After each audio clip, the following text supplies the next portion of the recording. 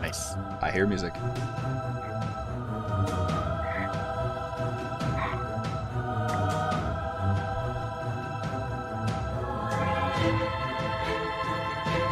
Spooky. Intro video's not gonna play.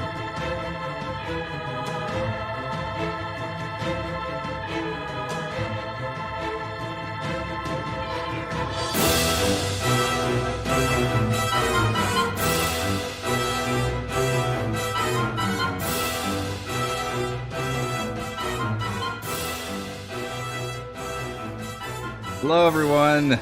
I don't know when the song ends, but I'm jumping in. It seemed like it was the fade out. Excellent. Eric Watson here, freelance writer, player of games, writer of words, recorder of videos, and tabletop role-playing aficionado. Welcome to a spooktacular special one-shot episode of our live-streamed Dungeons & Dragons 5th Edition online role-playing adventures. We stream our sessions live on YouTube every Friday evening. Watch all of our D&D live series as well as reviews and Let's Plays on my YouTube channel. You can also listen to all of these live D&D shows with the Rogue Watson podcast, available wherever you get your podcasts. You can follow me on Twitter at Rogue Watson and join our official Discord server. Invite link into the description below. If you'd like to support the channel, please check out patreon.com/Rogue Watson. I'm going to kick it over to the person in the actual DM chair for tonight's episode for introductions while I update our names. Indeed. All right. I'm just realizing I forgot combat music. That's all right. We'll deal with it.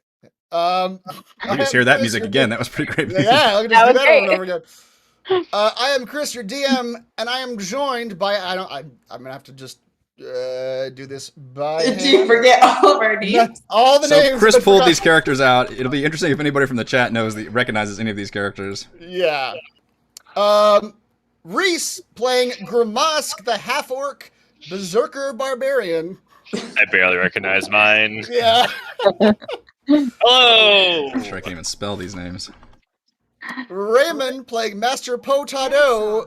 Graham Sock. Yes. That's Half-elf My new shadow name. sorcerer. Grabsock. Old Graham Sock. Why do you people come up with weird names? Why? You were correcting me, Raymond? What is it? It's Master Potato. Potato. Oh, okay. Potato. Say potato. I don't know if I can fit Just all say of that. potato. Or Master Po is fine. No, you call him Master Potato. Master Dare you. Potato. I can't How dare fit you. that whole fucking thing on here. Special guest Katie Rose playing Cassima, the human warlock, and I cannot remember off the top of my head what her pact is. Archfey. Pact of the Archfey warlock. Rochelle playing Zinli, the arcane trickster rogue. Eric playing Havelock, the Tempest cleric. This is where my memory is failing me. And Heather playing Iolith, the wood elf hunter ranger. Spell that. Wait, who? Okay, sorry. Rochelle was Zinli? I'll say all that again. What's happening? All right, one more time from the top, please. Graham Sock. Graham Sock. Potato. I'll never forget that name. Katie Rose. Yeah. That should be Zinli. Rochelle's character. I didn't know my The character's artist name formerly before. known as I lift. I Lift. Okay. All right, you got any more intro preamble, Eric, or do I jump right into it? No. You go into it. That was all my Okay. stuff. I have nothing else to say. All right. Local legends speak of a ghostly, headless rider that hunts down the citizens of the village of Meyermore once a year to drag them to the unholy pits of the abyss. That time of year has come, and whispers have begun to circulate in tavern rooms as speculation of who will be taken this year is on everyone's lips. What is the truth behind this legend? Why does he choose the ones he takes away? Who is the Headless Horseman? Caltina Wisewind, the mayor of Meyermore, has posted a request for adventurers to assist their village against the spirit that haunts them. The anxious mayor is offering a substantial reward of 200 gold pieces to any who are brave enough to face the Headless Horseman and end his yearly reign of terror. You, 6 adventurers, have accepted that call. That's presumptuous of you. It is. We all go home. Mm-hmm. We're not messing with no Headless Horseman. You 6 adventurers, travel a few days through dark woods that seem isolated from the rest of civilization, until ahead of you, you see small lights in the dark. This village is a sparse collection of roughly 24 timber-framed wattle and daub buildings with thatched roofing. I'm going to...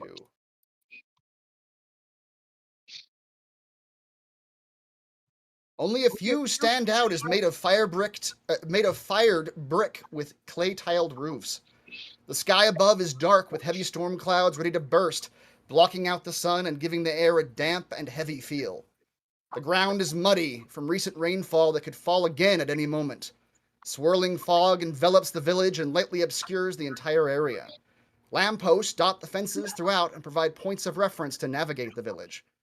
Overlooking the village on a stony hill to the southwest is a cemetery with a large angel statue seeming to stand guard over the homes. Not a single soul can be seen, and the shutters are tightly closed on every home. As you step forward into this village, a swirl of fog obscures your vision, and you begin to hear an approaching sound. The heavy clopping of a horse coming towards you. When you can see through the fog, you witness a large black horse with a rider in black armor, a heavy axe held above his head. And where his head should be, nothing. His axe levels pointed directly at you, and from around him a swarm of pitch-black ravens flies through the fog and fly directly at you. And I need everybody to roll initiative. Oh, son of a Okay. bitch. More headphones. This whole session is just one giant fight. This is what you see Ooh. in front of you. Hang on, why can't I go to core? It's like not letting me click on it. You can open the initiative tracker. Oh, yes, I do. He's so headless. All right, while you do initiative, I'm going to see if I can find some combat music real quick.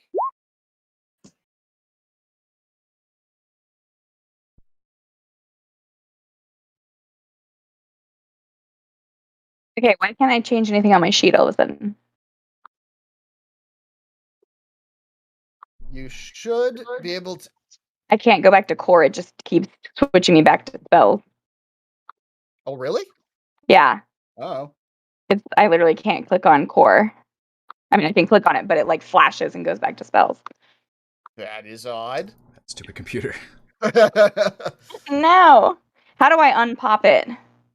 I popped it out. The X on the top right will just close it, and then you can go back to Roll20 and open it up again. Okay. That's assuming I know where it is. Okay, how do I get to it? I didn't see him do this. Yes, come help me. Where is it? At the top, it's the little newspaper symbol. Newspaper. Thank you. I know. I don't know what's happening. Help. I was on spells before we started, and I could just toggle back and forth. But then when I was on, I don't know what's going on. There we go. There's some action music. Not the Benny Hill as promised. It was much worse than it was. Oh, shit. Oh, no. It might just be this computer bug. Oh, no. Chris, go ahead and just roll initiative 4 if All you right. can. Yeah, I will. Sorry. Oh, no. It gets worse, everything. Like start on fire. Turns out the again. laptop cannot handle... Alright, I'm just gonna refresh it. Okay. I had it popped out, so I had the 3 different windows. I'll do that. Okay. Okay.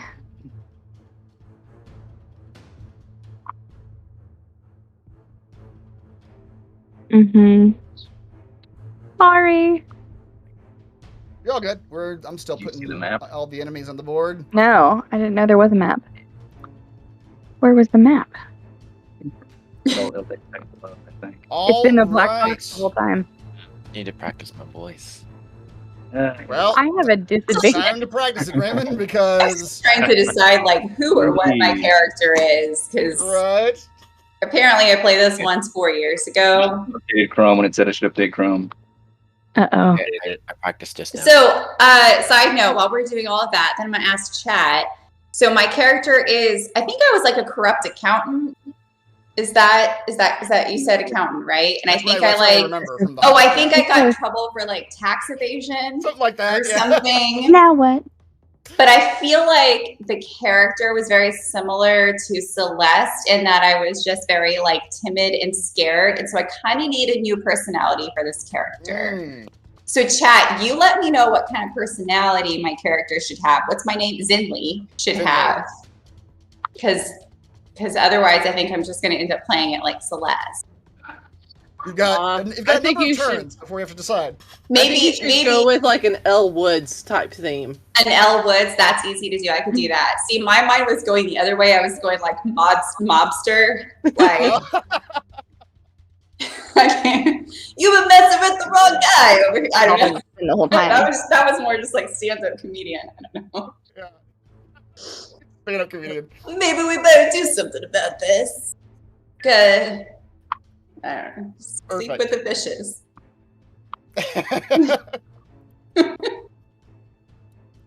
All right, Raymond. Your name's not Ray. Your token's still Ray. Okay, hold on. How do I change that? I got it. Now, normally I like to know the guys that stand within my personal space, but there are some bats flying. There are some crows flying toward us, it looks like. So, maybe I'll get rid of those before I talk to you guys. Alright, number 1. Row 1. Okay. Wait, what happened? That's what level cantrip. Oh. Yeah. Infestation. Infestation. What is this now? Yeah. These little mites and fleas start appearing. Birds are filthy. They've got mites all over them. Mm-hmm. So I've Target heard. must succeed on a con saving throw, which is 13, or take 1d6 poison damage and move 5 feet in a random direction. Okay. Well, I feel better. I thought I was being stupid. No. This. Yeah. That swarm of ravens succeeds on a -1. It succeeds. You want to just play with me on my PC? We can share one because I don't know what else to do. Yeah, that's fine. Oh, sorry, I just woke up. That at some point. Here, go ahead and mute was- yourself. How do I do that? Give me just pull the thing out. You all see your new sorcerer friend walk up and whiff, and he's just getting used to it, the party. Look, the bugs appeared, alright, but they just weren't interested in those birds. That's right. Iolith. Do we have Heather? Yeah, I'm here. Yeah. Okay. I was about to go down there and fix the laptop for them because they're trying to break my laptop.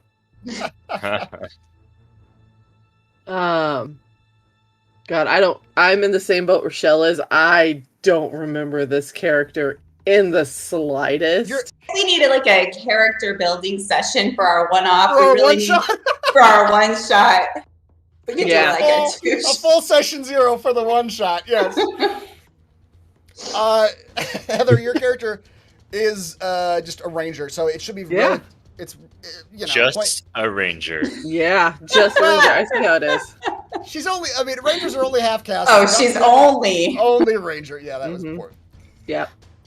If all else fail, what I mean is if all else fails, point your bow and shoot it. That's basically what I was about to do. Just point and shoot.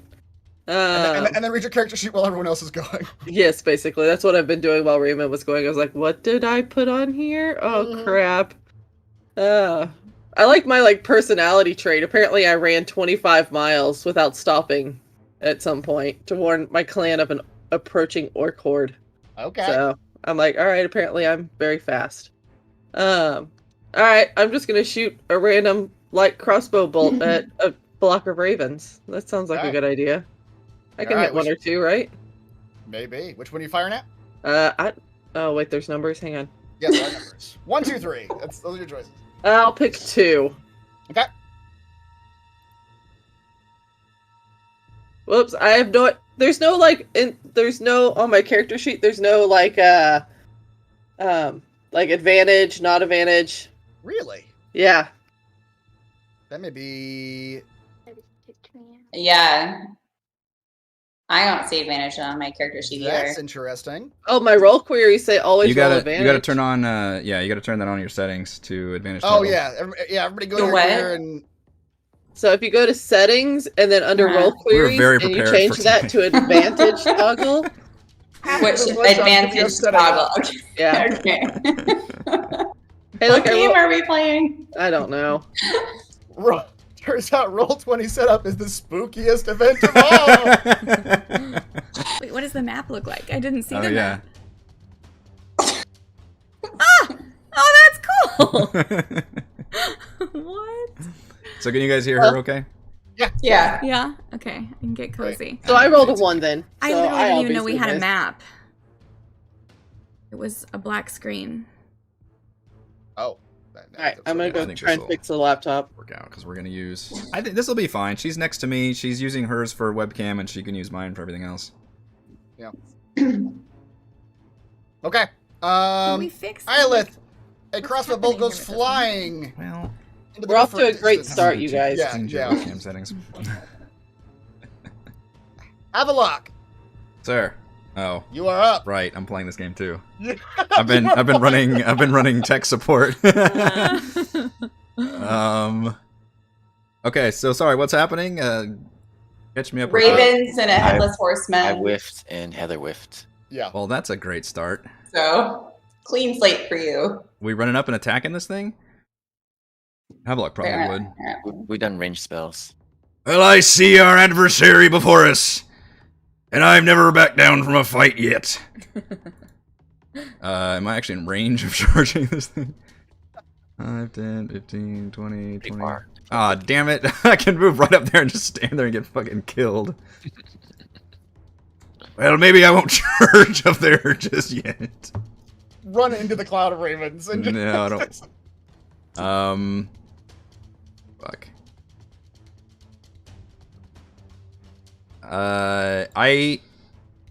You know what? I will run up there. 20, 25.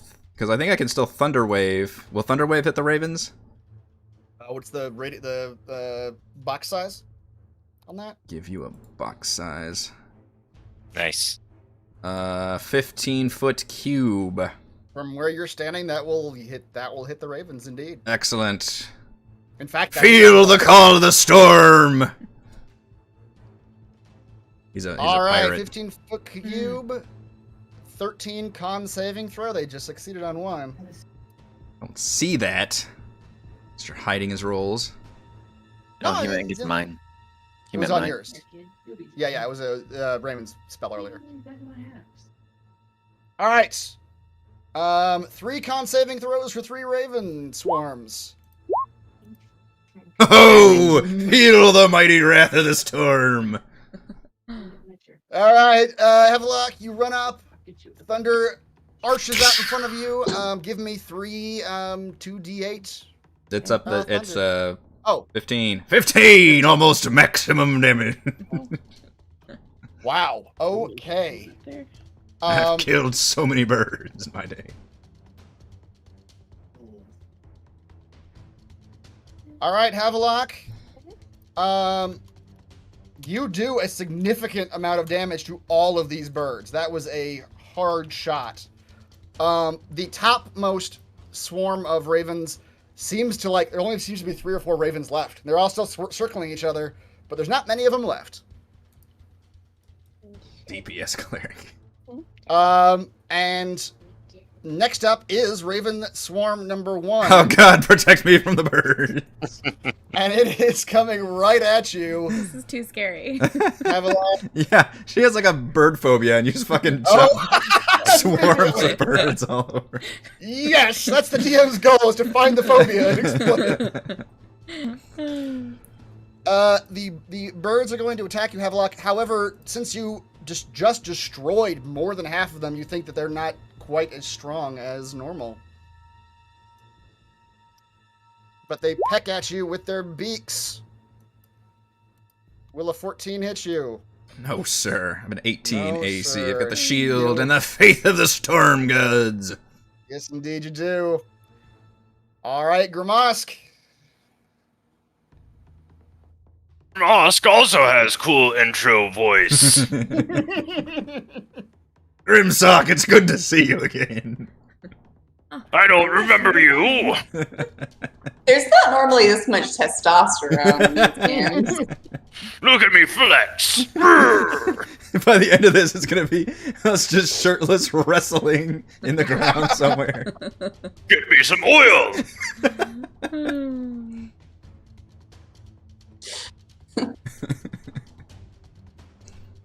Mosk is going to smash birdies. Let's see, I can find my mall.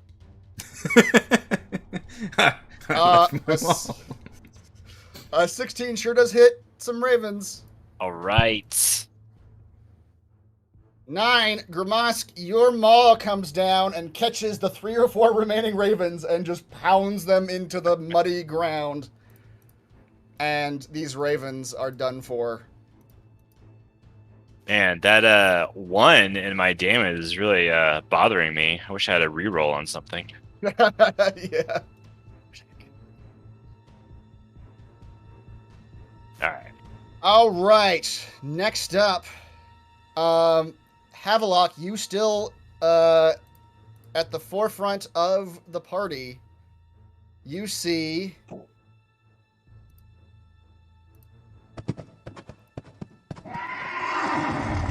the horseman begin to circle on his horse restlessly.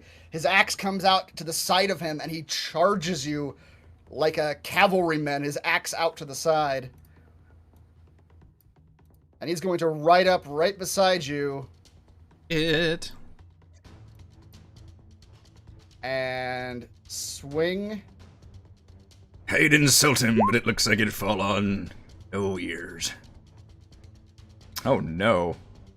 The axe. Oh, no. So not only do you take this damage, Havelock, 5 slashing and 6 necrotic, which, by the way, for fun, read that special ability. When the horseman rolls a 20 on an attack roll, if the damage reduces the target to 0 hit points, the horseman cuts off the creature's head. The creature dies if it can't survive without the lost head. Fantastic. The decap attack.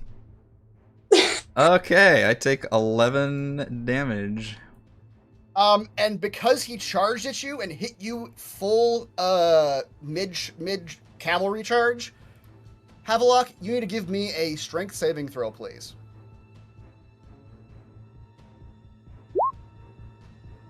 So 14. Havelock, you barely stay on your feet as you feel that axe plow into your chest. You feel like any less strength, and you would have landed back into the muddy ground.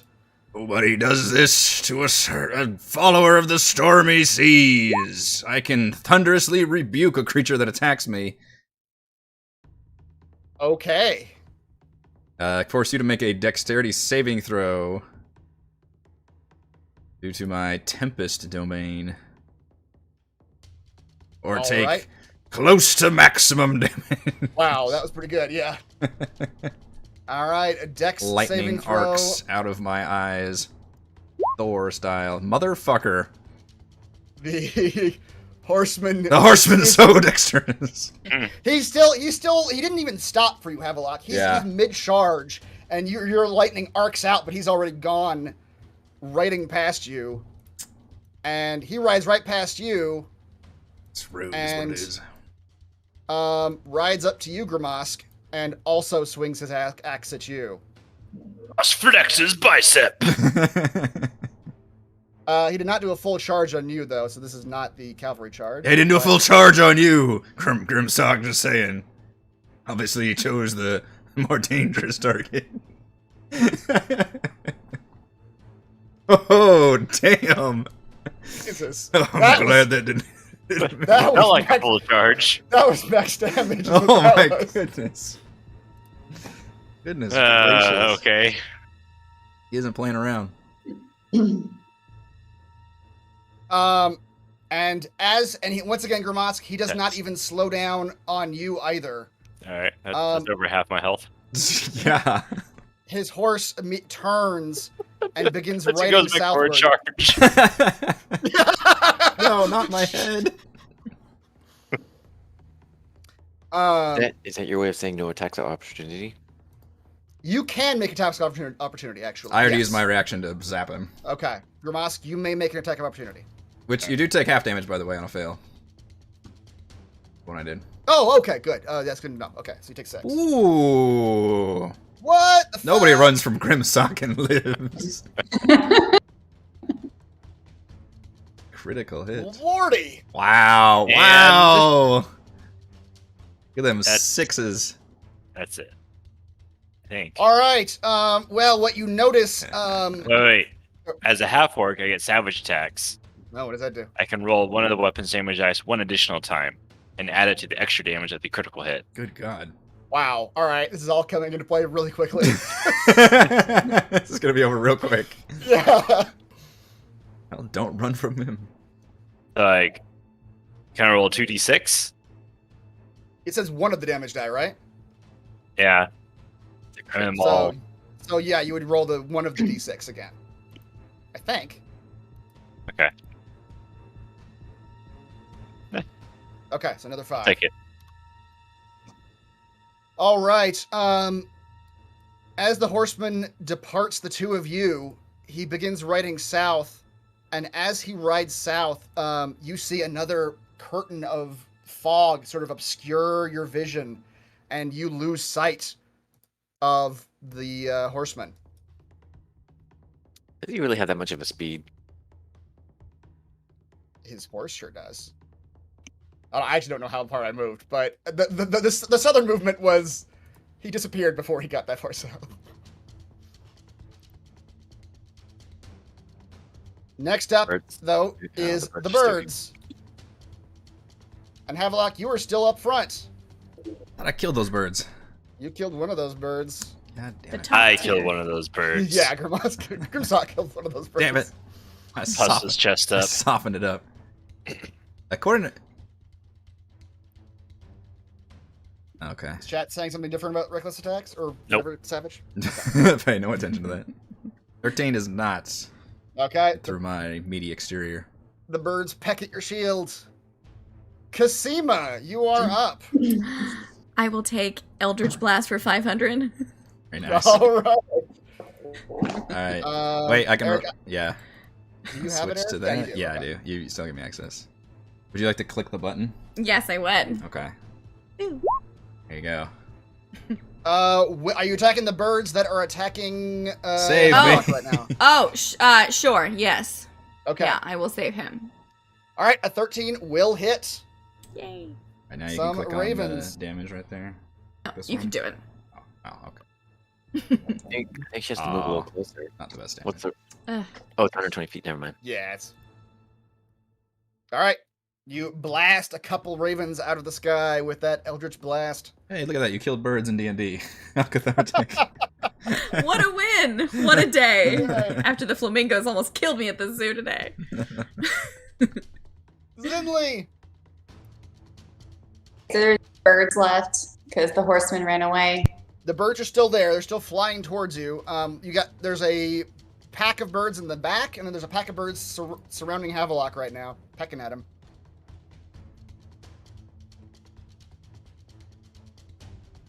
Yeah, I think I can move about that far.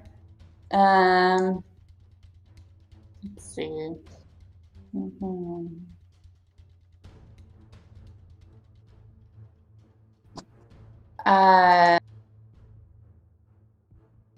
Can I cast hideous laughter on an entire flock of birds? It's like each thing is like a flock, or it's just like a single bird. Each thing is a flock of birds.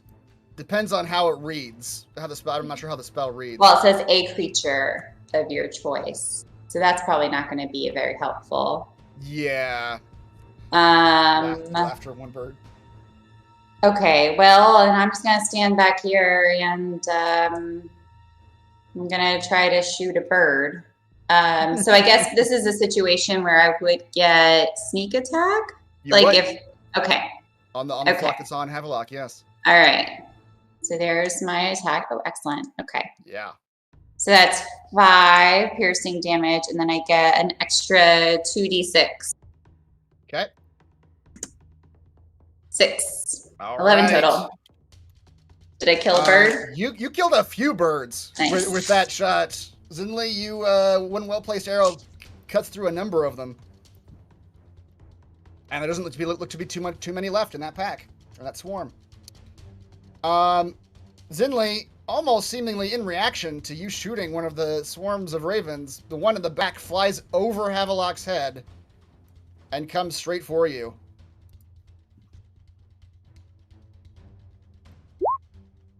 And they surround you and beak attack you for 6 piercing damage. Okay. All right, Master Poe. Oh, it's my turn again? It is your turn again. Oh. It seems the horseman we're after has escaped.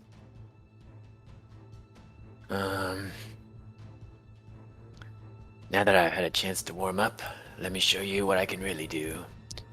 Aiming for that one, whatever the number is, it's covered. I can't tell. But the one dark at number 3. 3. Okay. Let's infest number 3. All right. Besting he's making the crows diseased. That's This right. seems like a bad idea. Just crawling in mites. That makes them worse. God. All right. Yeah, give me your damage for that.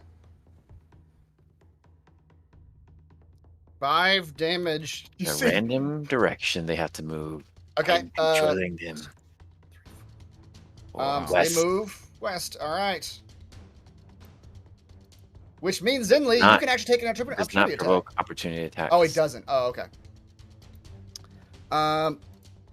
Master Poe, you look like you, a few of the birds just were bitten to death by fleas and fall out of the sky. See the tree Iolith. in my tower. Tell me we're gonna shoot the crossbow. Say it. Somebody shoot the crossbow. Alright, we're gonna just shoot 3 and then I got baby aggro. All right. 19 will hit. All right. Let's call 11. this max damage rolls. That's max damage, Wow. yeah. Damage has been pretty high so far. Yeah. Iolith, you pierce the remaining ravens and they fall out of the sky. Havelock, there's one swarm of maybe 3 birds left. And they're just pecking at your shield. I will swing my sword. You devil birds! Sword. What do I have? I have a cutlass. 15 hit a swarm of 15 birds. will hit. Hit is a bird. A bird. Take that. Yeah. Oh. 4 damage. Lowest damage on that one. Oh, yeah. Well, it was enough. Yes. Swing I stabbed the in an last arc. bird. That's right. Chunk. And it goes down as well. And with that, you all see that as the birds fall to the ground, they seem to just dissipate into more mist. And you all are left just completely alone in this very quiet now village.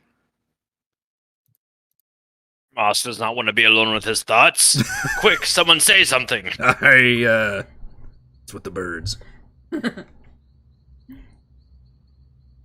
Wait, did we hear anything about the birds? It was just the Headless Horseman we got a mission for, right? That's right, yeah. It seemed to you, it looked to you like the horseman either summoned or like sicked the birds on you. He pointed his axe at you, and the birds like came from around him and attacked you. He's got bird powers.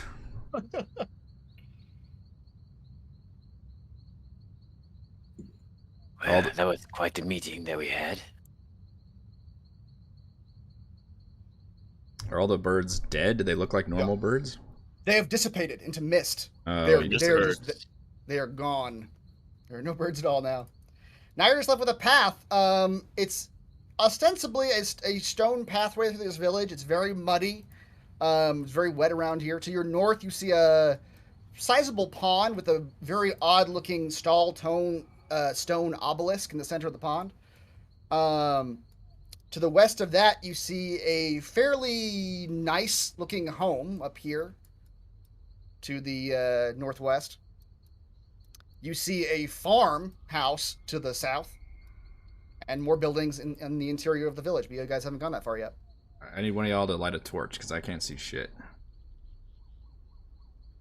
Or wait, do I have a light spell? I have a light spell, don't I? You might. Vision, so I'm good.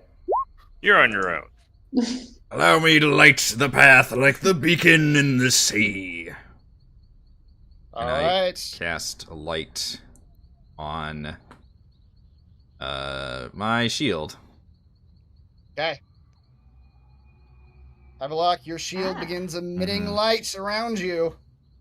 It's too bright. It's too bright out here.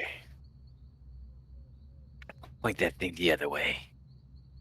I need to see. Our enemies know we're coming. Outside of Havelock's now brightly glowing shield, you all see, like I said, just small, like, little candles put on these fences in this village that seem to be lighting. Monkeys in the distance. A monkey force. It's a monkey. Village is full of monkeys. My God.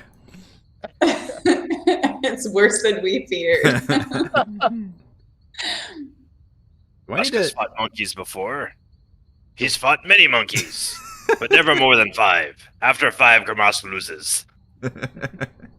Do I need to heal us, or do we need to short rest? Because, kind of took some damage there.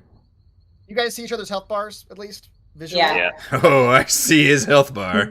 Yeah. Oh, it's a little low. I'll spread around some, It's actually better to short rest than it is to spells, isn't it? I guess you could, if you wanted to, short rest. You guys just arrived in this village, and you see, even though you see a couple of these homes do have like smoke coming out of chimneys, you can see lights coming through very tightly closed shutters. You have not like met anyone yet, so no one knows you're here yet. Yeah. I'll cast cure wounds on Grimask. You fought well, almost as well as me. For that, you can have 10 hit points. Wow. Grimace, thanks you.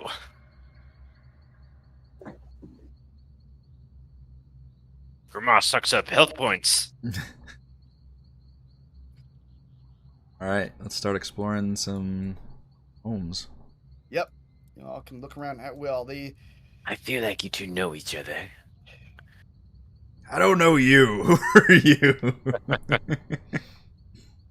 I am Master Potato. For my friends, call me Master Potato. Delicious. Is this a farmhouse? Or I heard you say there was like a farmhouse somewhere. You see 2 homes. You see a farmhouse to your south, down here, slightly to your southwest. And then to your northwest, you see a sort of clay roofed, sort of nicer looking home as well. Up here. Let us check each of these homes and see if they know anything about the Headless Horseman who just walked in front of their front yards. Mm-hmm. I'm gonna come up here and knock on the door. Say, yoo-hoo! Did you by any chance see a Headless Horseman out here? Hello? Zinli, you knock on the door. This home sits right on the edge of a large pond, and unlike most of the waddle and daub, I don't know what that means. I don't know what you said that earlier. And I was like, is this the time I didn't know the phrase "dead to rights"? Is this a thing I'm supposed to know?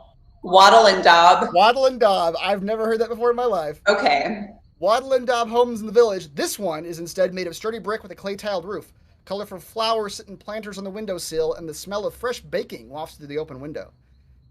Zinli, as you knock on the door and call out, the door opens quickly, and you see a middle-aged halfling woman open the door, and she beckons you, and she, oh, thank goodness you're here. I knew adventurers would come answering my call. I am Mayor Caltina Wisewind. It is very nice to meet you. And so nice to meet you, Mayor Wisewind. By any chance, did you happen to see that headless fellow who just galloped off in the other direction? Do you know anything about him? I know quite a bit about him, yes. He's the reason I posted the bounty for adventurers to come stop him. I haven't seen him this year, dear, but he comes every year, and we all shut ourselves in our homes and just pray we're not the one he's after that year. There are many stories about the horseman that have been passed down through the generations. Some think he's a soldier who can't leave his fighting behind him or seeks vengeance for some unknown slight. Personally, I think he's searching for his lost head, and only when he finds it will he leave us be. Wait, so even though you all shut yourself in the home, he can still get one of you? He usually does, yes. We hear him riding about in the fog, though we don't see him unless he's coming for one of us. Sometimes we can run away and he doesn't chase, but he almost every year takes one away. Never to be seen again. Have any rumors about where his head might be? Have you thought maybe we just need to help him out and return his head to him? It's possible, yes. I don't know that I have any rightly idea where it might be, though. I thought perhaps in our cemetery. It's very nice. It's to the cemetery. we keep a monument of all those he's taken, nearly 150 so far. Jesus. We've been doing this for quite a while now. Every year. Yeah. Honestly, How long has he been doing this? When did he lose his head? no one knows exactly. It was at least 150 years ago. And then since then, every year he'll come into town. The poor meadow feathers have gotten the worst of it. They're such kind folk, farmers, leaders of the town, and they've lost so many over the years. Most of the victims have been of their family. They're stubborn, though, and cling to their farm. They won't leave. If you want to know more about him, they might know more, but Octavians may not want to speak to you. He's very scared this time of year. Well, do you think if we burn down their farms, they'll leave? Oh, goodness. Perhaps, but I have to say, if you start burning down farmsteads, I'm not going to pay you, even if you get rid of the Headless Horseman. Fair. Ostensibly, I'd want my constituents to be able to live here after the horseman's gone. Where do he find the, what did you say, meadow feathers? Are they the house down south? They are. They're the farmers to the south of me right there. You might go speak to them.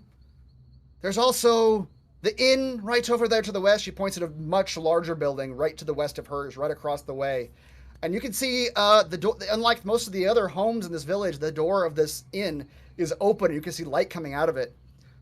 Some folk who tend to be at least a little more brave or nihilistic, I suppose, tend to spend the evening of this terrible night drinking their sorrows away.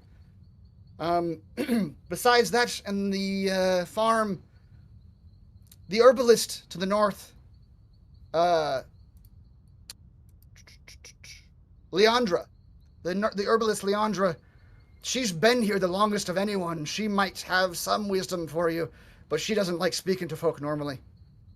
That's really all I can offer you, though. That's a lot of information.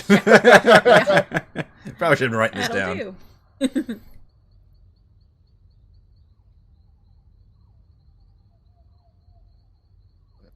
And that's basically all that she can offer, Zinli.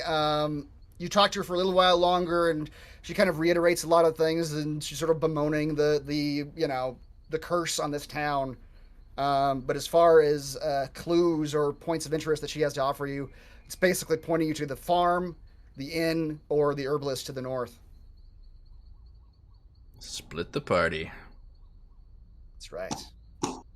I'm fine with that. I don't know you guys.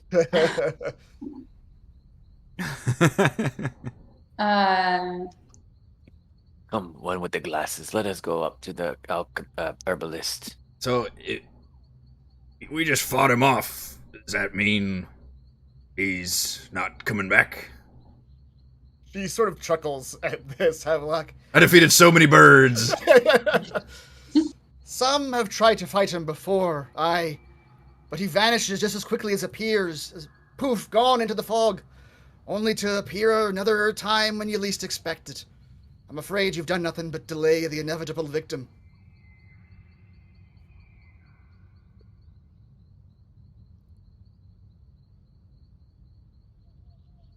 Why don't you all just, leave town for a night and come back? It seems like the obvious solution. It's the same time, just everybody leave town. Does he stick to a schedule? That's a very good point. It's it's the 24th. Shit, it's the murder day. We better not maybe be here today. I don't really want to go out today. I'm sure he's not going to murder us. There are days of woods in any direction. I suppose a lot of folk who've never left the village just simply don't know where they'd go. And the horseman has been known to pick victims from the surrounding woods. I suppose it's just simple folk. We aren't as logistically aware as you all folks seem to Past be. Airbnb on the way here. Just hole up in a hotel. Just don't come out. Yeah. All right, I say we split the party and check all 3 locations at once. That always ends badly in horror movies. It does. And in D&D. So I have disguise self. So that would let me disguise myself as another person, right? Sure. Yeah. Yep. So my plan, so the mayor said that the herbalist up north doesn't like talking to people. But my plan is to disguise myself as the mayor, because presumably they know each other, to go up there and try to talk to the herbalist. Smart. Okay. I will disguise myself as the mayor as well. One of us is telling the truth and the other is lying.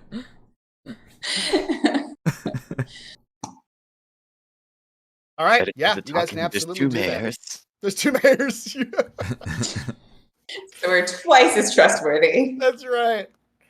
Ooh, can animals to speak with. I was just going to say, can I speak with any animals and see if they have any information about a head? Are there any animals nearby? You, Kasima, you do see a cow directly to your south, right here. Oh, I want to hear cow voice. Let's have a chat with the cow. She can speak with animals at will with her invocation. Okay.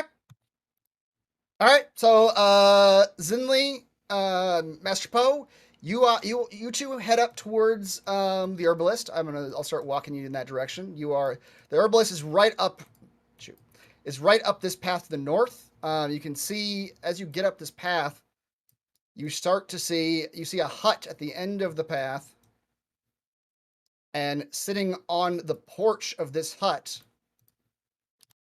is an elderly elven woman. We need to disguise ourselves before we get to her. Yeah. Oh, yes. Yeah, okay, so Disney is not down with this plan for us both to disguise ourselves as the mayor. I just am kidding. I would disguise myself as that old woman we just talked to. That was the mayor. That was the mayor.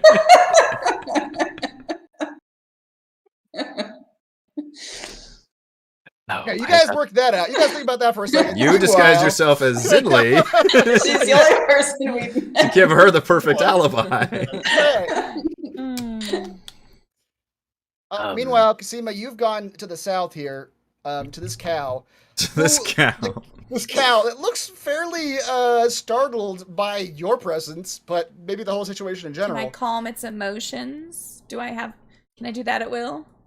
Or is that like a turn? You could do animal handling as a check, maybe. Yeah, that is a skill that you should have that you can try on the cow for sure. Okay. Yeah, You so can give me calm an this animal handling cow check. with all of your Yeah. animal skills. Yes. It's not great. Not great. The cow just seems generally anxious. I mean, you know, if you think about the fact just that saw Headless some Horseman, it just saw some shit. So. Yeah. But would you like to speak to animals and try to have a conversation with this cow? Yes. Yes. All right. All right. What do you say to the Kasima? cow? Yeah. Oh, You start off. Hey, cow. Have you seen any heads around here that are not attached to people? No heads. No heads. No head man. No heads. Have you noticed from any direction that the Headless Horseman always comes? No head man comes from, and the cow doesn't really understand directions, perhaps, but the cow does look to the southwest. Kasima. Southwest. Yes. Okay. Should And we Kasima, go explore there then? Kasima, you look southwest and you see a couple huts, and you see to the southwest there's a stony hill. And at the top of this stony hill is a cemetery with a large angel statue in the middle of it. Of course, it's in a cemetery. Mm-hmm. Headless man, ride from there to there. And the cow sort of motions in a general direction that you think might be to the house to the north, but it's kind of off. And you notice he's motioning more towards the pond. Oh, no head man. Stand there long time, then leave back there. Interesting. You need any more information out of the cow? Ask him where chocolate milk comes from.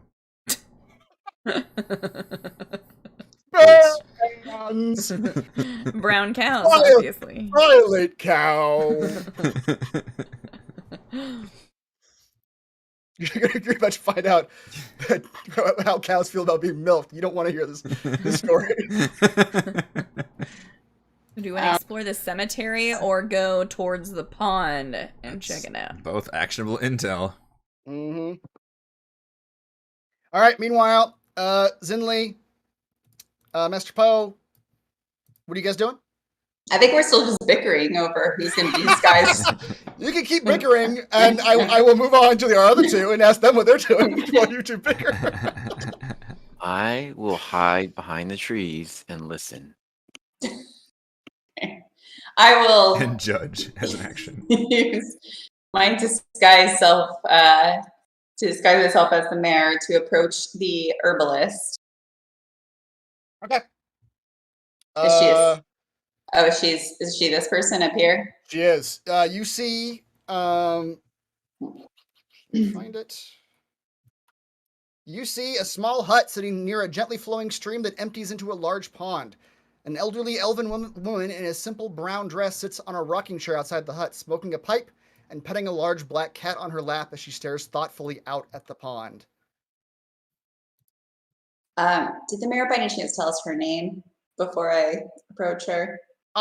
If you had asked the mayor, which you could have easily done, Oh, she would have told you that the herbalist's name is Leandra. Leandra, you did say that. That name does sound familiar. I just okay. I'm gonna approach, and the mayor had like an Irish accent, right? A little Okay, I'm bit, gonna yeah. try to imitate the accent and say, I cannot do accents. Leandra, so sorry to bother you. Do you by any chance have any remedies for my aching bones? My hip, it seethes with the extent of my age today. Leandra sort of cocks her eyes towards you, Zinli, and she says, Mayor, 20 gold, as always. Oh, of course, right. Here you go. Here you go. Here's, oh, You probably have some money. I don't know if you've got. I know all those character sheets have 0 gold in them, but we'll say you have. Here you are. Of course. Well, thank you for taking such good care of me. As you approach her, Zinli, roll me. She kind of side eyes you as you come up. Give me a deception check, please, with advantage. Sell the lie. Ooh. Okay. Not great. You walk up and she stares at you for a while, Zinli, as you approach her. But after a moment, she says, all right, Mayor. Here you go, as always. The health potion, 20 gold. Enjoy. And you do trade her some money for 1 health potion. Why, thank you, Leandra. Look, I have to tell you, there are some adventurers who came by my house earlier, and they were inquiring about the horsemen that haunts this place every year. And I really believe that they might be able to do something about him. I'm hoping you can help these adventurers and give us a little more information about him. She chuckles and she says, I've told you before, Mayor, and I will tell you again, I have no interest in your pathetic village's problems. You can go away now. You've given me your money. I've given you your product. Our transaction is finished. He seems nice. Hold on. Hold on. You can try to give me an insight or a perception check as she sort of stares at you and tells you off. That's when let's see. Master Poe comes out with the. There we go. Hold on. Oh my good lord. Okay, it's not going well. You are kind of she gives you like an ice stare, Zinli, that kind of throws you on your back foot, like you like a grandmother scolding you. You don't really want to talk to her anymore. Hold on. She uses withering glare. It's super effective. That's right. I'm going to cast Charm Person. What the heck? You have the same spells I do. I'm a rogue. I don't know, man. Wait, what are you? Yeah. I'm a rogue, half elf or an elf. I created this character 4 years ago. I don't know. I don't think I'd ever played D&D before. She's an arcane I guess pulling things out of the pockets. I can charm you. So it's a wisdom saving throw.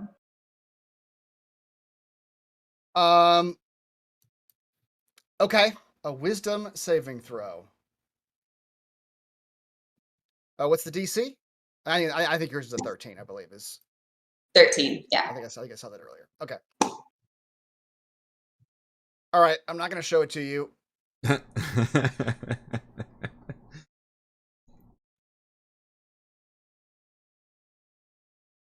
All right, Zinli, you think your spell worked, and then you think it didn't. It seems to you for a half second that you had charmed her, but then the spell just fizzles, and you have no idea why. It might be an elf. She's a little sus. She's a witch. No offense.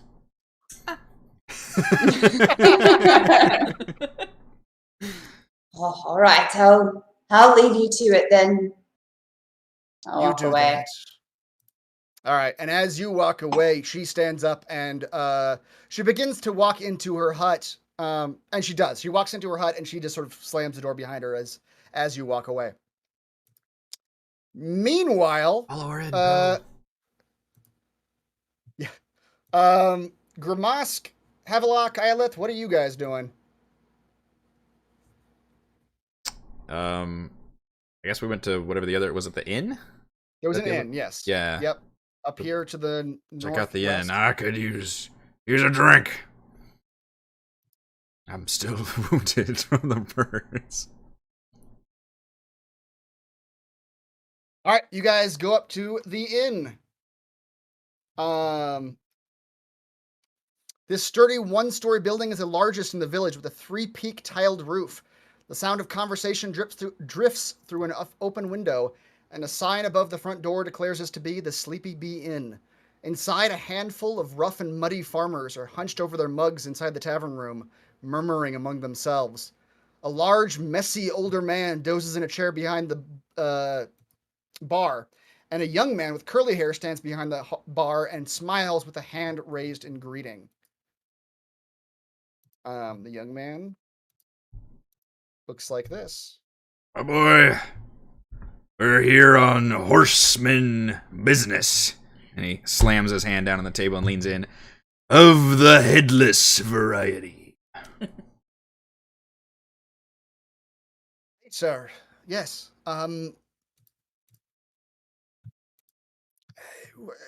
You're here to answer the mayor's call, I presume. So, yeah. Welcome. My name is Andy. And this is my father, Bayman. The slovenly drunken man barely raises out of the stool he's napping in and sort of just kind of does one of these waves, half waves. I'll help you as much as I can, sir. My fiancée, Larlin, frightfully scared this year. She's the most likely target, you see. If we can save her, I want to so much. Oh. I'm gonna go ahead and get a drink. Say. Okay. Andy will offer you a free drink. Yeah, he's behind the bar, and just as like a courtesy to Andy, you're my favorite bartender now. Of course, sir. Yes. Happy to help. How can we save your poor bride-to-be? Well, I don't know too much, sir. I've seen him once before, astride his midnight steed, eyes like fire. Wielded a battle axe in one hand like it was a feather. Even without his head, he was looking into my soul. All right, let's not praise the Headless Horseman too much now. Well, he's so great. I get thinking. Great guy. I'm getting some good to know him. wrong ideas. Is that your jersey you're wearing there under yours? Does it say Horseman on the back? Says yes. I don't know much. I've heard a few things. Little Jim Callaghan said he saw the horseman rise from a grave in the cemetery, but he's just a child, and no one has ever really seen the ghost there before. Even though he's come from that direction, I think he was just making up tall tales. He's been doing this for 150 years, and you don't know where he's coming from. It comes from the fog, sir. I'm afraid we don't know much. See, this is why you need lighthouses in the village. I've been saying this for years. Hi, also, good idea. Where have you guys been? You built this lighthouse. I'm your lighthouse, and it clangs his still light up shield.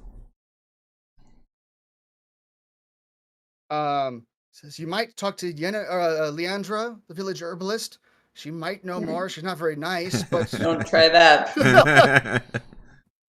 Otherwise, Octavian, my love's father, he might be able to help you. His family's hit worst of all. That's the Meadow Feather something. Yes, the Meadow Feathers, yes. Their whole bloodline attacked over and over by the horsemen. It's terrible. But other than that, I don't know if I can tell you much.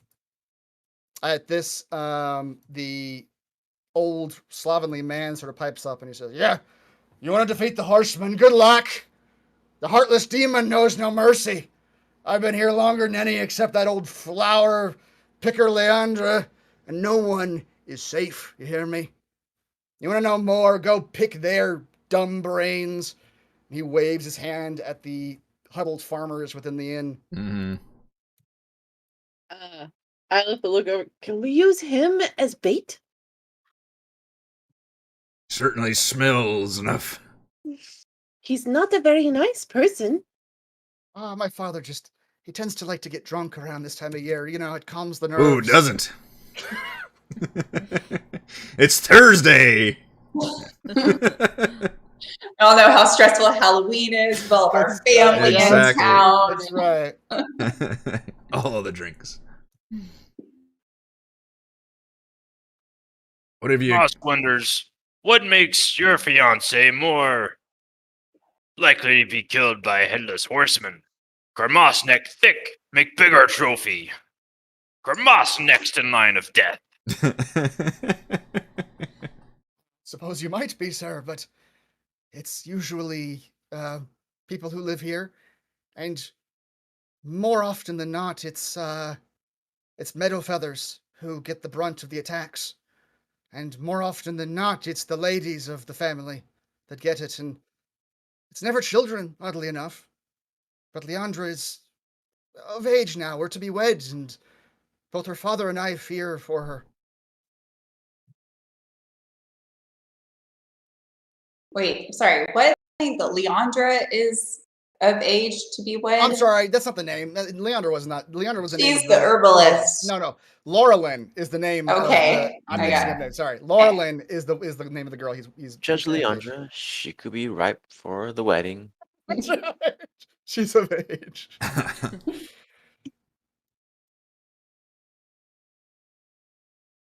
I'm gonna sit down with this Beeman Longfellow and ask why he has a poor opinion of the meadow feathers. All right. Beeman will, or give me actually. He's drunk and surly. Have a lot, which is kind of your type, but you're gonna need to give me a persuasion check as you try to match him and try to get him on your side and talkative. How about I just pass him drinks and I drink with him? That would probably give you advantage. Yes. All right. Take a few minutes to get a drink and sit down with him and get drunk with him. You're a surly bastard, but you can drink, and I respect the hustle. I belched loudly in his face. God damn it. I guidance myself while I'm drinking. I don't think it's gonna matter. The 7. The 7 is probably not gonna help a whole lot. You guys wasted all your rolls of damage earlier. We really did. Just coming up short on all these terrible. Look at all these below 10 skill checks. Yeah. Oh dear. All right, it's gonna take you maybe a little while longer. It may not be a dead end, Havelock, but at first he's just drinking with you in silence. He's just surly and doesn't really want to talk. He's getting surlier. Yep. All right, let's scroll back. Or Ilith and Grimace. Or Grimace, what are you doing right now?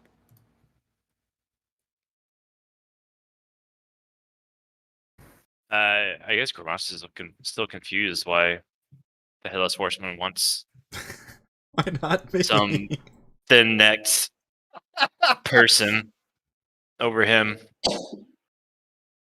Andy can't really offer you much more in that regard.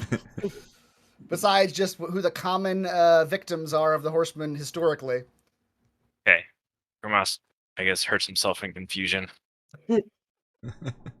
Why not Grimace? Grimace not good enough? Ilith just literally gonna just be walking back behind Bremen's chair, going back and forth, just like talking to herself about what she's already heard.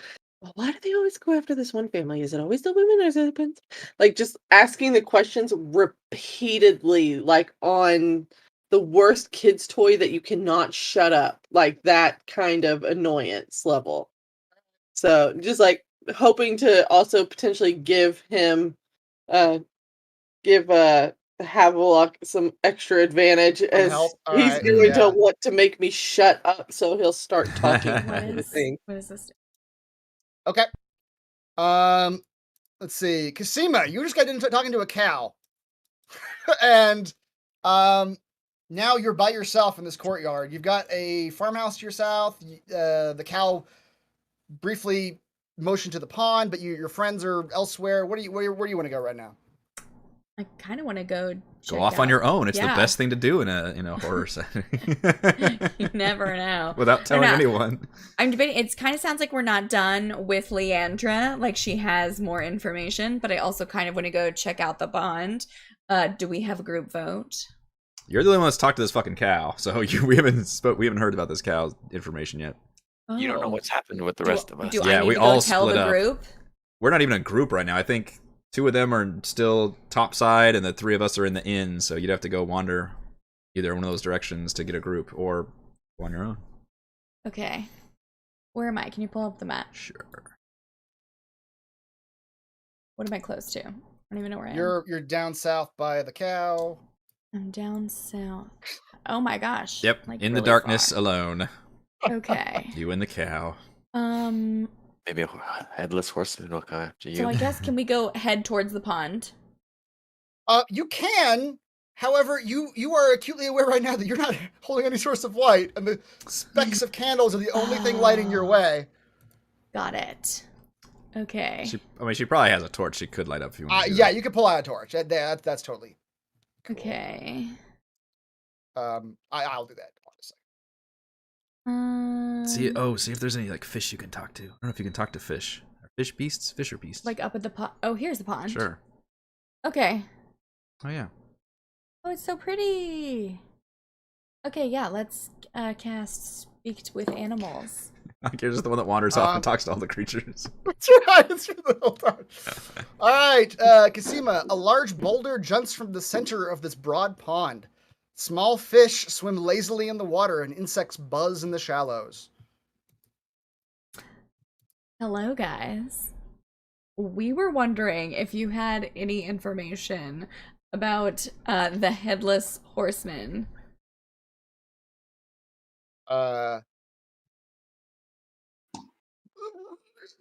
We've seen Headless Horseman, yes.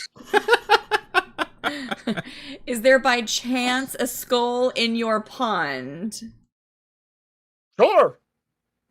Is it sure? Sure, it is. There's a whole skeleton right there. There's a whole skeleton in the pond. Okay, how can we like extract a skeleton? The fish. Use the extract skeleton skill, quick. The fish swims kind of at the dirt right underneath this large stone obelisk that's sort of sitting in the center of this pond, Kasima. Okay. I feel like I want to like Headless break the one rocks. stares all night sometimes. Is what all night? Stares right at the skeleton. Stares right at the skeleton? Okay, what are my options to do here? Do anything you want. Maybe he can't go in the water. He's like a vampire. As a side note, I think this whole session should just become Katie Rose finding animal voices that Chris has to do. Yeah. Is there a ferret nearby? I can. It's a turtle. I was totally not prepared for this, by the way. I didn't have one. There's no dialogue I got prepared for animals this session, but we're rolling with it. Yes, indeed. What is investigation again? It's to investigate close up any like environmental. Yeah. thing. So can we investigate the pond? Sure. We don't have any information for any more information about the fish. From the fish. Are those fish trustworthy? Yeah. Good question. If they say there's a skeleton in this pond, I would like to investigate that. All right. Got a 16. Which is good. That's a good roll. You look through this pond, and it's pretty clear water. You can see the fish, and you can see the silt at the bottom of the pond. It's pretty shallow. It's maybe 4 feet deep at its deepest. The thing that's odd to you is that the boulder in the middle does not look terribly natural. It's obviously a natural boulder, but it's kind of positioned like some sort of like monument almost in the center of this pond. And it doesn't like how did it get there? Why is it there? It seems unnatural somehow. And that's basically all you can tell from that investigation check. Okay. Meanwhile, Zinli and Master Poe, what are you folks up to? So, did you learn anything from her? I learned there is something super suspicious about her, and she's not a very nice person. Does that help? So you try to charm her a little bit. What are we trying to gain from her anyway? I don't even know why we came to talk to her in the first place. Because she's the oldest person in the village and probably knows a lot, but I kind of secretly think she's a witch. So what if you maybe break into her house and you see what she's up to now? I can do that. Perfect. You knock on her door again, and I will infest her with parasites, and please. That's... Seems like a lot, but I'm on board. Okay, I can do that. And go up to her house and knock on her door again. Yeah. You all okay? I have an idea. I'm a little afraid, but Really? what I will also cast Disguise Self. And I will make myself look like a little girl. Just a random little girl? A random little girl. Okay. Okay. And he's going to go knock on the door.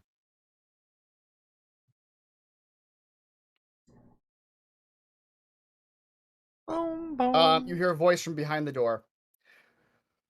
Who is it and what do you want? Hello.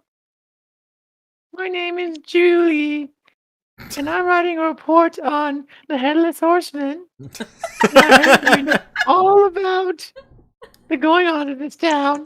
And I was wondering if I could interview you for my report. It's like 60% of my grade. The voice from the other side of the door says, go home, child. It's the middle of the night, and the horseman rides. I know what it's due tomorrow. Please, Leandra. I waited till the last minute.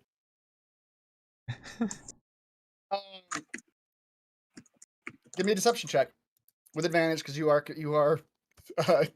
disguised as a little girl. Selling it so hard. Man, we're just... All right, at this, Leandra throws open the door and she storms out. She goes, "You adventurers are testing my patience. If you need help fighting horsemen, fine, take this." And she does produce, Master Poe, she does produce another health potion. She goes, "This is all the help you will get from me. Now fuck off and leave me alone." And she walks back in her door home and slams the door. Well, that did not go well. Hey, you got a health potion. I know, right? Kind of a total biatch, if you ask me. Mm-hmm.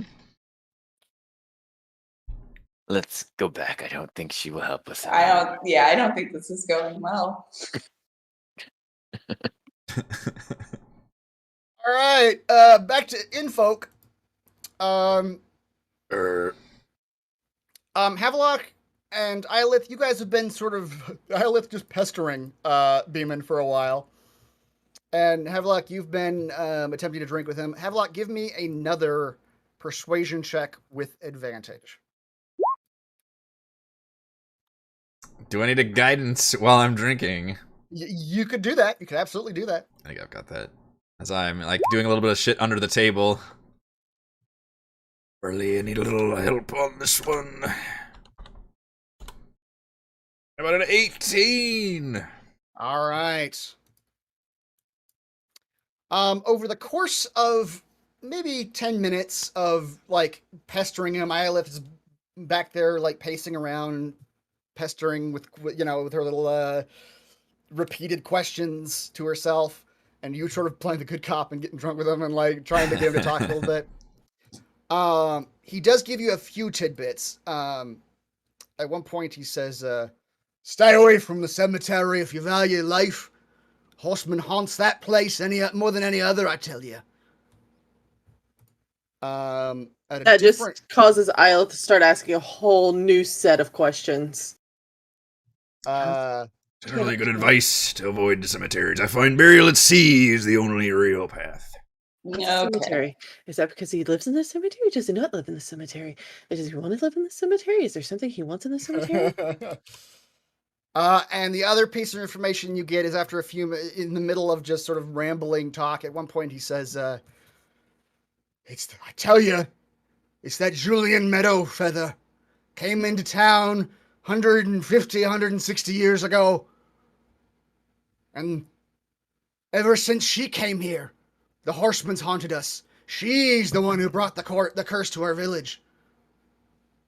Her and her damn elven offspring. Hey, at that, she will literally like stick a sword like right up against him. I'm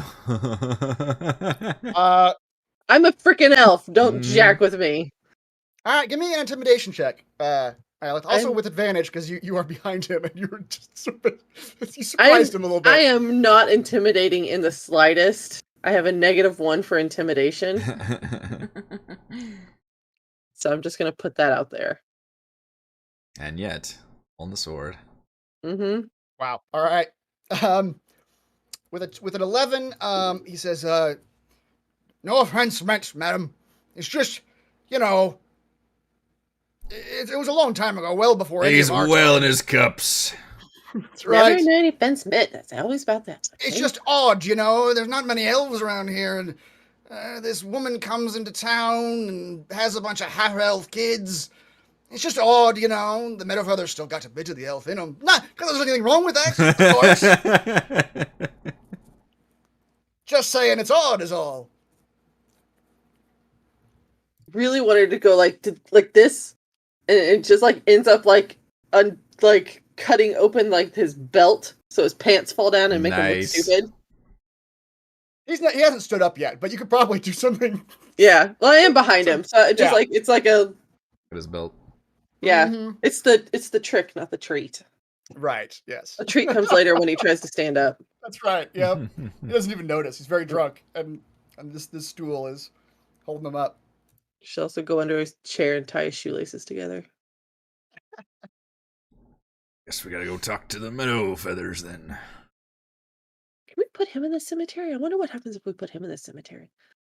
Stupid old man doesn't like elves. Mm-hmm. Well, Beeman, the best thing I can say is hopefully your son is a better man than you.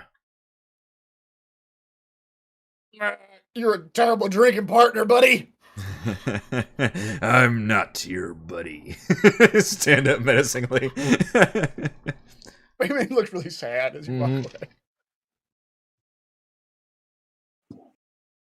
All right, where are you guys going? I guess go back into the town and try to see where everybody else is. Okay. Have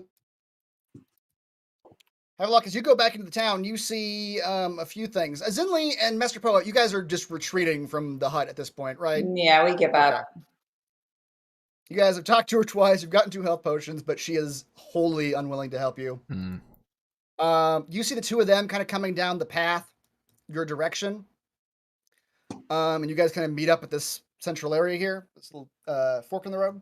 And you all see a little bit to your west, Kasima, or east, Kasima standing at the edge of a pond, seemingly talking to nothing. She's looking into the water, just talking. I appreciate a woman who loves the water, but that's getting a little weird. Can they hear me? I'm walking over to you. Okay. Thank God. I had a chat with Cal. Gave me a lot of great information. Cal. So here's the deal. Cal said that the Headless Horseman appears the horseless in the cemetery missing his horse. And disappears by the pond. So then I came over by the pond, and the fish told me that they perhaps have seen a skeleton, a skull, whole situation here. And I'm thinking the rock in the pond looks really fishy. Ah. Now you guys are caught up. Looks fishy. That's good. I'll be here all night, folks. That was. And no one brought me a beer from the tavern? How rude. I wasn't sure we're allowed to drink out here. I didn't know what the rules were in this village. Mm-hmm. Okay, so I went back up. Do we want to break the rock? You said there's a skeleton in here? Well, the fish, I don't know how trustworthy they are, but they seem most trustworthy creatures of the sea. To know something about a skeleton, except for or the a manatee. skull. You know, my thing is, they said that there was like a whole skeleton. From what it sounded like, not that I could actually hear that conversation, but it really should just be a head, right? So I'm feeling like it's a different skeleton in the pond. Because the horseman was there. It's just the head that was. But they said the horseman stares at the pond, so maybe he knows. Maybe So that's his first love died in the pond, and he's trying to capture maidens every Halloween to make up for that. So who's going in the pond to check that out? Can anyone swim? Oh, I guess it's only 4 feet. You're the one that talks to fish. I don't feel like they're gonna say anything else. Can someone? Oh, convenient. Convenient. They're not gonna say anything with us around. Your fish power's just not gonna work when other people are around. Okay. Let's see. Let me check out my special mage Somebody have hand mage. thing. Yeah, somebody have mage hand. Yeah, I have like a special mage hand thing, Actually, I right? think you It's have like mage different hand, than too. just mage hand. You can stow one object. Yeah, you've got this ability. Spectral floating hand. Mage hand can only lift 10 pounds. But she's got a mage hand too. I wonder if they can combine mage hands. With enough Combine mage hands. Giant hand. Are y'all trying to get the skeleton or the How rock? heavy can a skeleton be? Okay, so you just lift the rock up. It's a boulder, so you think it might take some feat of strength to move a boulder? Yeah.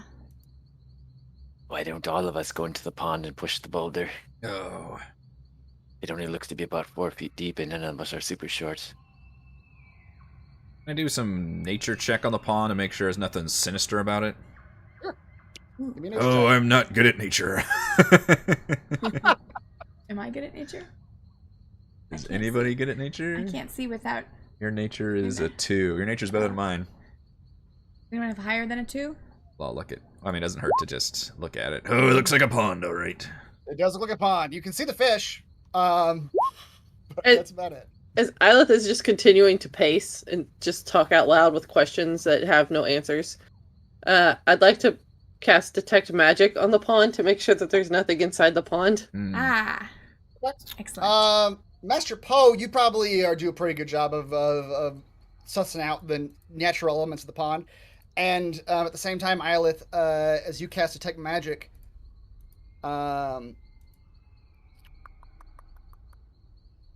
you detect no magic in this pond. You cast Detect Magic and you look out on the pond and you see it's all just seems completely normal. You don't see the colorful aura that would designate a spell or a magical Does effect. that include the boulder too? It does. So as she does it, I imagine it more like she's just doing it as she's like asking questions and not even paying attention. And when she doesn't get a hit, she just starts walking into the water, is going back and forth as she's asking questions. Okay. All right. She's just talking to herself and just walking into the water. Yeah. I mean, Havelock loves the water. He'll go in there. Okay. You're just moving this boulder? That's what you guys want to do. Grimsock, Wait, we need your okay-sized biceps. Still glistening from earlier. Were you going to say something about my roll of 14? Yes. Everything looks completely normal to you. These fish look like fish that would have come downstream and come into this pond, and they look like pretty natural. We're school all of fish. weirdly suspicious of the pond. Well, there's a skeleton Yeah. We should have rolled a 20. That's right. How could we know if we didn't roll 20? All right, you guys just lining up. We're just heaving and hoeing in this boulder. All right. This pond is right next to this lady's house. And they were fucking saw a skeleton. Everybody who's pushing, give me a combined strength check, please. Just everybody roll strength. Now, will the buoyancy of the water make this a little easier? Perhaps. Oh, damn it! Damn it, he's slightly stronger. One more muscle pops off. One more vein out of the bicep. This roll works for me. You have like 4 biceps pop up, and I just have 4 pop up also, then like one tiny one. Another pops up on top of that one. I like to think our shirts are starting to get more ripped though. By the end of this, shirtless. Then we're just gonna be one giant ball of muscle. Just like you gotta go to the doctor for that. You gotta get that checked out. Comes body horror at some point, just the two of them just growing muscles. Oh my god. All right, the 4 of you and Dialith, you helped. She's really just walking and helping disturb the water and the mud and stuff. Yep. So she's not really trying to push per se. Yeah. But that aura of the water moving just kind of provides a little oomph. It sure does. And with that combined strength check, you all heave, and you for a brief moment you get scared because you heave and you push it forward, and then the boulder rocks backward, and for a half second you think it's going to come down on you, but you heave again with those good strength scores and shove the boulder over with a huge, loud splash. And where the base of the boulder is a perfectly formed skeleton lying in the mud. Is now just like looking down at it, going, why is this skeleton here? Where does it come from? What is... To the north, you guys, you 4 give me perception checks, actually. Oh, this is something I can do. Or not. I'm Ramosk is scared of bone thing. I'm surprisingly perceptive. Havelock, you catch... as the boulder falls and you look up, let me make sure you've got the light to see this. You briefly see the hut to the north of the pond. The door is cracked open and you see eyes just glaring at you from the open door, and then the door shuts again. And then you all hear from behind you a door open and shut, and Mayor Wisewind comes in. What is going on out here? Did you know there was a body in here? No, I had no idea.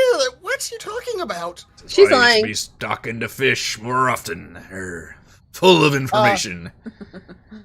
I'll give me an insight check if you like. Okay. I don't know shit apparently, but I'm just gonna say it. I'm gonna say it and see what happens. Okay. I think she's lying. I think she's lying. I think she knew. I'm not lying. That stone's been here since I've been here. I don't know anything about it. Don't believe you. Don't believe you. And then she goes back to pacing and asking questions again. I would like to stare her down. Okay. Give me an insight. Oh, 22. Havelock. You stare her down and you see just bewilderment. She has no idea what the hell's going on right now. Okay. She is confused by you. She's confused by the fact that you pushed a boulder over. She's confused by the skeleton. Can I talk to the fish again? Yeah. That's going to be very weird for the rest of us, but yes. Yes. So you just start staring into the water. You guys don't know what she's doing. Does she get down and like blub blub? Yeah. I start doing her cheek movement. She's like drowning.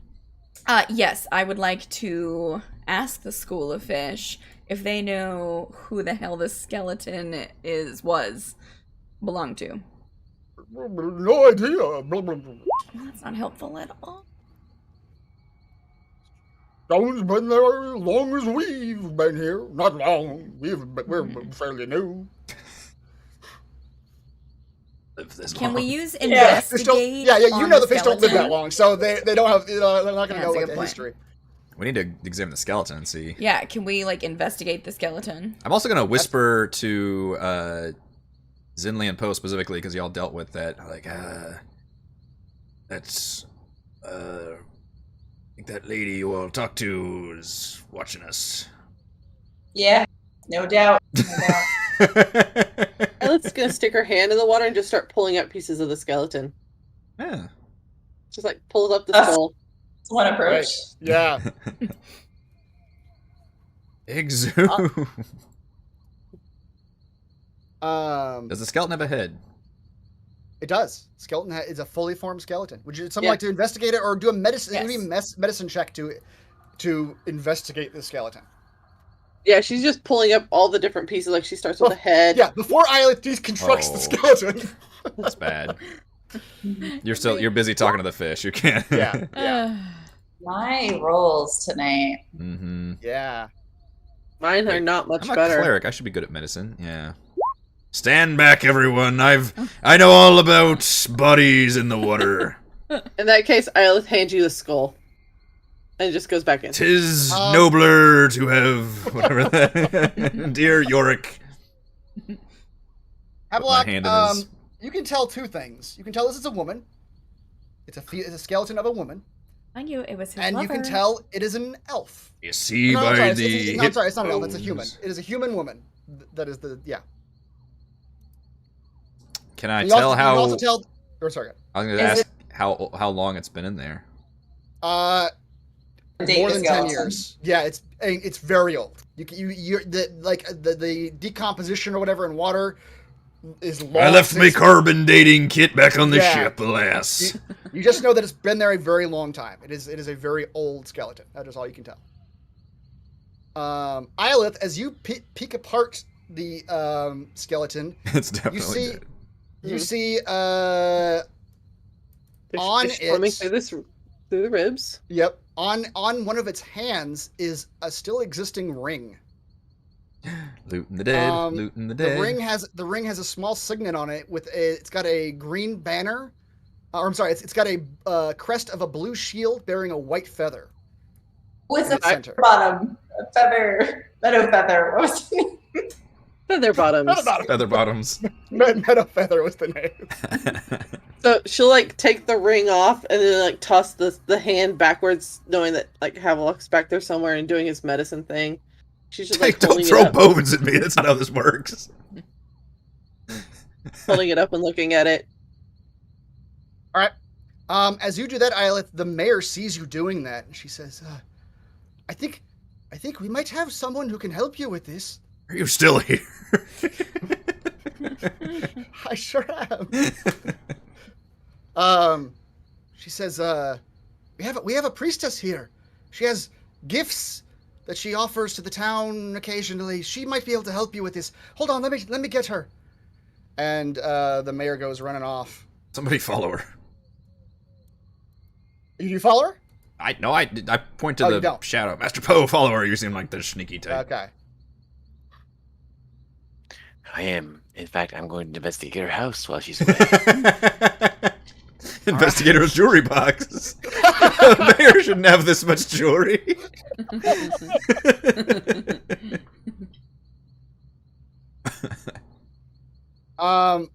Yeah, if none of you follow the mayor, Poe's in her house investigating her stuff. Which Poe, you can investigate to your heart's content. What you find is a fairly normal home with a normal amount of jewelry. She is clearly a baker. She's got a sizable kitchen. You could probably eat some bread while you're in there. Well, in fact, Take one bite out of everything. That's right. And put it back. The mayor comes back with a dark-skinned woman who has tattoos on her face. And the woman approaches and she introduces herself as Karya Sunswallow. She's a priestess of the goddess Amber, the goddess of the harvest. She says, I hear you require some speaking to the dead. Oh, Oh shit. I know we could do that. It's just quickly, I've got just bones everywhere. I'm just still pulling them out and throwing them around. Just throwing them. A tibia comes flying. I know bone words. Fibia. Can the Fever. dead feel pain? This is not... Can you speak with someone who's been dead a long time? I believe so, yes. How much she has to say, I cannot say. But Who said it was a she? I think she's in on it. Didn't you say she? I don't know. I don't know. I don't remember.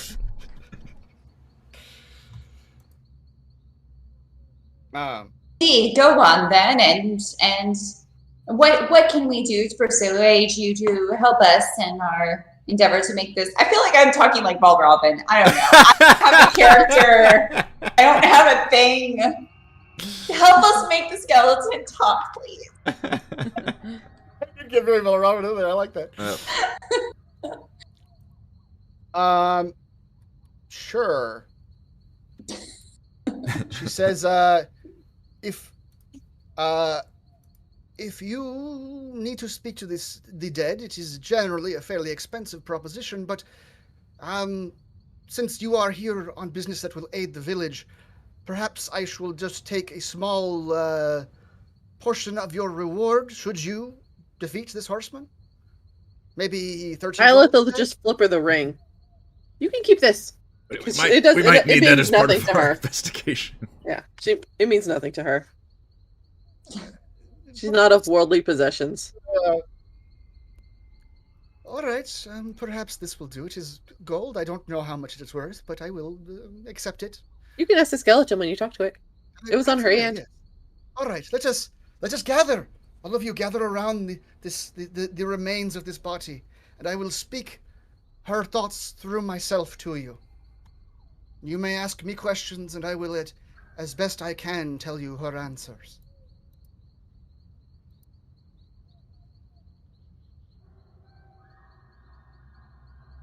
And it is at this point that I realize I fucked up entirely. It is not a woman. Plot twist. Yeah. It is. Retcon. Hold on. I'm sorry. I'm mixing up my notes. It is a woman. I'm sorry. Okay. It is a woman. I am Yes. just, my head is spinning with this information. No, it is a woman. Yes. Oh, we're about to find out. You're about to find out. Yes. All right. How do we know it's a headless horseman and not a headless horsewoman? That's a good point. Yeah. He had the build of a guy. Yeah, he was a very broad-shouldered. Could have been a woman with that armor, but very broad-shouldered woman. All right. Karya begins chanting as you all gather around in almost seance style around this skeleton. And she says, "That's right." I take the hands of whoever is next to me. That's right. Yeah, you guys all gather around in a circle. Time for a seance. The spirit, her name is Julian Meadowfeather. She has been here 162 years. What would you have me ask her? What's hell like? Yes. How about, was she the lover of whoever the Headless Horseman is? Karya closes her eyes for a moment, she says. And she opens them widely and stares at you for a second, Kasima. It wasn't a headless horseman then. The horseman is her lover, Coram, an elf and fellow knight in the Great War, and father of her child, Harlan Meadowfeather. Oh. She knew Coram was married, but she kept their tryst a secret. Oh, she a homewrecker. As I said, what's hell like? Got so dark. Coram was interned in a tomb in the Meyermore cemetery after he fell in battle. And some years later, the horseman came for her. It took her to a crypt hidden in the woods where her life was ended, while a hooded figure watched. This is creeping me out. How was her life ended? By the axe of her former lover. Oh. Yikes. Now Headless Horseman. Well, I mean, That's What a kind bad of day. axe? Tell me more about the axe. How did she end up under the rock then? Great question. Close her eyes. She does not know. Well, I mean, she was dead. She was dead. But she wasn't crushed by the rock. She was not crushed by a rock. She was killed by an axe. And they put her head with the Which body. axe? Why did Johnson's 7,000 Deluxe. I feel like that's an important question, unless she already answered it and I missed it. Why did he kill her? She does not know. He died of natural causes in battle. I'm doing the Irish accent, but Karia does not have the Irish accent. He died of natural causes, but why did he kill her? He killed her, right? She doesn't know. Doesn't know motivation. She knows that he returned without his head and came for her in the night, on a night just like this one. But he was not beheaded in battle. That's not how he died. He was buried with all of his parts. Presumably. Where did she get killed again? In the woods. She was taken to a crypt hidden in the woods. What happened to her son? She doesn't know. After a moment, Akaria says she never knew. Left an orphan, presumably, but after she died, she lost all senses and does not know what happened to him. So he was an elf. He was an elf, yes. Be half elves, which is what that drunk guy said. They were a family of half elves. Yeah, in fact, at this point, the mayor can pipe in and says, "We've always known that the Meadowfeathers have a bit of blood or elf in their bloodline.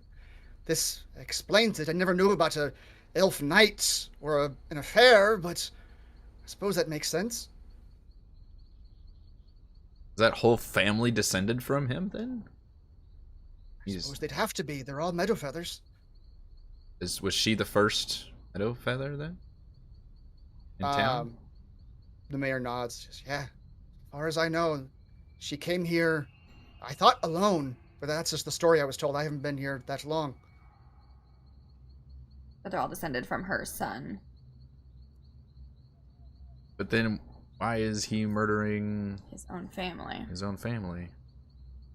Where is his head?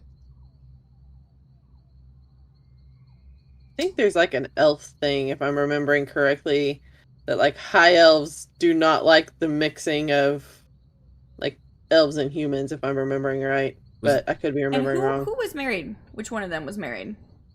He was. The elf knight was married. Yeah. Okay, so somebody took his head after he died. Maybe. Oh, we're making an assumption. Maybe we need to go see his crypt in the graveyard. Yeah. Oh, is that where it is? Karia says she doesn't know if that's where the head is, but she knows how to get there. Be helpful. So do we know who his wife was? Like, what family was that would be angry with him for cheating on him? Maybe his wife made him do it. This is the first time you guys have even heard about an elf knight. So and she doesn't know. The dead woman doesn't have any idea. She knew that Corin was married, but that's all she knew. Is Leandra an elf? She is. And she's like an herbalist. Could she have lived for 150 years with potions? Elves just live that long naturally. Oh, they do? Yeah. 100 years. So that could be her. She could have been his wife. Ooh. Can we go investigate? Maybe she has a cat. Can I go talk to see? Do you have any animals I can talk to? I mean, she is watching us through her window right now. I mean, she looks pretty creepy. Yeah. And she doesn't want anyone investigating. She was staring at us at the pond. She definitely knows something. I mean, she didn't want to talk to... Yeah, the problem is it seems like she's just a dead end. Well... We break into her house and force her, but... What if I talk to her elf to elf? Because I'm high elf. Yeah. So... Pretend you're not with us, because I think we burned all our bridges before. Oh no, she already knows I'm with y'all, because she would have seen me like digging up the skull. She saw me pull the ring off the finger. Yeah. I'm gonna That's true. Maybe she'll help us now that she saw us do that. The lady that has the ring, I'm gonna be like, I need to borrow that. Give that here. I'll give it back. That's fine. Give it here. All right, Kari, we'll give you the ring. I'm gonna gather the bones up in like a sack because I'm like, this dude is staring at the water. Maybe we need to bury this body properly instead of leaving it in the water. Even though I think you'd bury at sea is perfectly fine, but pond is not the sea. So I'm gonna walk around to the cabin that was staring. All right, you can do that. It's up there to the north. I will bring your token up there. The door is shut and it is quiet inside. You can't see her right now. So at the door, I'll speak in High Elvish. So that does anyone else in the party speak Elvish? I don't think so. So okay. So you'll hear it, but at the door, she'll use a family name and command entrance upon the laws of the elves and things like that. She'll use the. You do all that, Eilith, and you hear absolutely nothing in return. She'll slide the ring under the door. Okay. You slide the ring under the door. There's enough room to sort of slide it, and you wait a moment, and you hear absolutely nothing. She's gonna try the door. The door is locked. Hey, big guy, come break the door. I was gonna say, is it gonna come down to us breaking down this door? Is there a cat door? Is there a cat door? I want to go bury these bones, but I don't want to go by myself. I'm scared of that cemetery. I will accompany you. You know how useful I'll be. So, in Elvish, she'll still continue to say, either you let me in so we speak the way we are meant to speak, or I will have them break the door and you will answer my questions one way or another. Ooh. All right. You pulling that elf out. She doesn't use the elf a lot. Yeah, you give a really good speech, but you hear absolutely nothing. She's gone. I bet she is. Big guy, come break the door. I'm not strong enough, and I'm not going to try. Are you talking to you, Grimsock? Grimsock. Playing with the fish. Come break the door. It's staring at the water. All right. Yeah, if you just want to give me a strength check.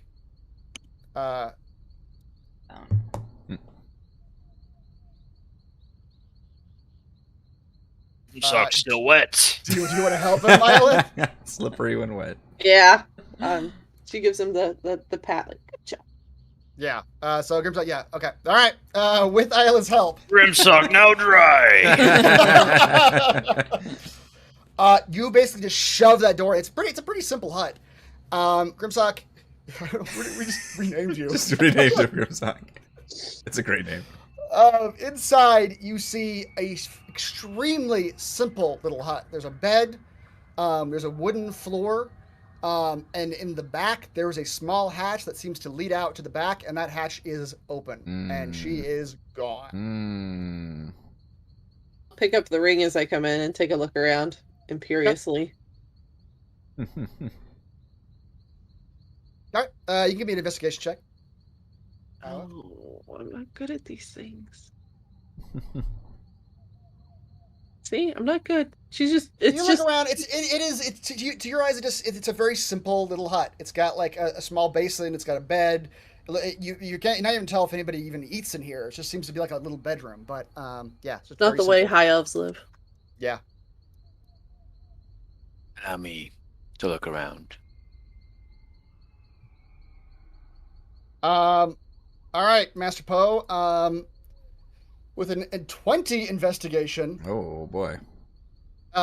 You glance. You're doing a really thorough search, and you glance into the bed, and you see a secret compartment in the floor that is supposed to be hidden by the bed or by one of the feet of the bed. And you open that secret compartment, and it's completely empty. Just a bug out bag.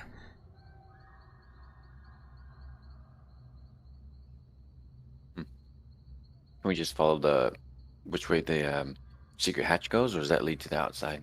It leads to the forest. I'm good in the forest. Mm-hmm. You want to follow her tracks? She may Yeah. not have too far. Let's go. I'm a natural explorer in the forest. Do you want to call to the rest of the party? Yeah, you guys. I mean, if you guys are in the like gather your party before you leave the map stage. Yeah. The party. She's escaped. I was gonna say, if you guys, tell us that this lady like gone. The lady's gone. We need to run after her. Oh Come, shit. follow. She's sus. She's sus. So sus. I told you she was watching us. Mighty weird. All right. I will let you guys just basically gather yourselves and head off into the woods through the hatch and off kind of following her trail. Somebody want to give me a, what is it? Survival check to follow tracks? You guys can all do it as you're trying to find these tracks. Go, Ranger, go. Yeah. There you go. Yeah. And really that is more like a 22 because I get to double my proficiency for those kinds of checks. Oh, okay. All right. With those, all those are pretty good checks. Nobody really took the bet on these. So, I can't get lost except for magical means. I could put that out there. That's good. Yeah. Okay. All right. So what happens is you follow these tracks into the woods for an hour. You are trekking through the woods, going between trees. A couple times you think you might have lost the tracks, but then you find them again. Eventually, you come to a path. The further the path leads, the sounds of life diminish further until the silence is deafening. You are led eventually down this path to a massive, twisted tree deep within the woods. The roots of this tree are gnarled and covered in thorny vines, and the bark is mottled with decay. Beneath the roots sits a small cave entrance, the smell of rot heavy in the air. You all are here. This looks creepy. Ahead of you, right ahead of you, is that cave entrance with thorny vines sort of covering all over the rocks around it. I'm gonna go ahead and cast Cure Wounds on myself. Okay. Heal yourself 5. Mm-hmm. Can I cast Primeval Awareness? Sure. While we're here? Can. How much is a healing potion? 2d4 plus 2. 2d4 plus 2, yep. I'll do So, that. within up to 6 miles, since we're in my favored terrain, I would like to know if there are any aberrations, celestials, dragons, elementals, fays, fiends, or undead. You find any of them? Or do you have to choose? It looks like you can sense whether the following types of creatures are present. So Okay. all of them. Let's see, what is it? Within 6 miles, since I'm in my favored terrain. Okay, well, I'm not going to be that broad, but you sense that there are, in fact, undead nearby. I was about to ask if I knew how many, but it says it doesn't reveal the... It doesn't reveal that number. Zinli, as the health potion goes down your throat. You drank the potion you got from the undead lady. That was a mistake. Oh no! A horrible burning sensation to your insides. Like the timing is like right when she discovers like there's nothing but undead here. You're drinking the potion that says like from the alchemist. XOXO. The lady that we're Right. running after. Yep. Zinli, you take 9 damage. To be prepared. Oh, And give me a DC 13 con saving throw. I don't want to. Are you prepared for death? That is good enough to stop the poison. You think that if you didn't make the save, you would keep taking the damage until you made the save. Oh, boy. Well, I'm sure the other potion's fine. Yeah. Here, Gramas, you want it? I actually have Grandma's suspicious of potion now. Well, that's to a little girl. It's can't be bad. That's scary. That is evil. Here, Vin, you want this one instead? Don't do drugs. Pull up my sheet. Yeah. All right. You all want to enter the cave? Yeah.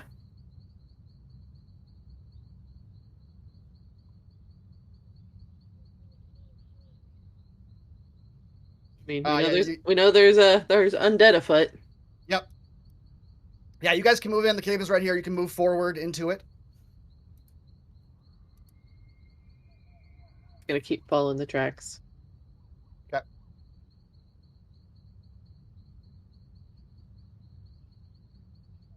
Iolith, as you are the first one to step into the cave, as you step in, the thorny vines that are coating the outside rock of this cave begin to whip downward at you. Will you give me a dexterity saving throw, please? No. You gotta. Oh. That's real bad. Yeah. Let me make sure I don't have something I can use here. Hang on. See here. No, I don't think I do. Such a trains when you make intelligence or wisdom checks. That's a dexterity thing. Yeah. I'm screwed. All right. Iolith, the vines snap down and begin wrapping around you and cutting you, and you take 2d6 damage. You take 8 piercing damage as that happens. Okay. And now you all see Iolith kind of bound at the entrance of this cave by these thorny vines. Oh. The vines don't seem to be moving anymore. They're just holding her in place. She has a very annoyed look on her face. I like to run up without trying to get close like she did, but hack at the vines with the sword. Okay. Give me an attack roll. You bastard Blance. Okay. That hits some stationary vines. I can hit a stationary plant. Do some damage. You cut a few of the vines off, but you think they are still holding. There are a couple still holding her, but it's actually not that much of a problem for you to swing again and just keep cutting until they're removed. And as you do it, Iolith, you drop to the ground and are freed by these vines. And the vines don't seem to be jutting down to you anymore now that you've cut off all the parts that descend downward. I was gonna yell into the cave in Elvish because she knows the rest of the group can't understand. Basically, she's going to say that that's no way for elves to behave. She's lived too long among. She's lived too long among the humans. You do not hear an answer, Iolith. Yeah, I wasn't expecting one. She's just yelling. Okay. Yeah, Are you yelling. talking to the plants there? Is that a normal thing for the plants to do? And Elvis, she starts talking to herself about some of her compatriots. Wonderful. One talks to fish, the other one talks to the plants. All right, with that obstruction gone, you all can move farther down into this cave. Definitely letting the ranger go first. Well, whoever's the most perceptive. I mean, I would like to perceive things as I'm going in if I can. Okay, yeah. Roll me some perception checks. We can look for other danger, essentially. Fuck, does this cave still count as forest? Is this cave not in a forest? It's in a forest, but once you're into it, oh my lord! Me and Grimosk are just staring at each other's biceps. I see nothing but flexing.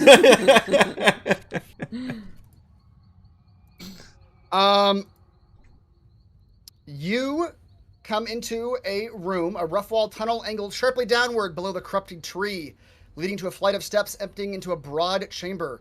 The crumbling stone walls are held up by pillars covered in carved skulls. There are dozens of skeletal remains of all sizes scattered into every corner of this room, most yellowed with age and appearing hundreds of years old. An iron door adorned with skulls sits in the center of the northern wall. Well, there you go. One of these skulls could be our man. Maybe.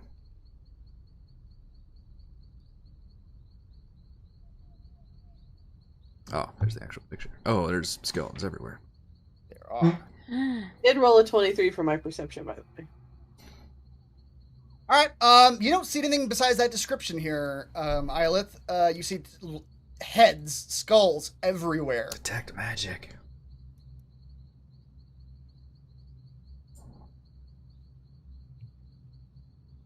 All right.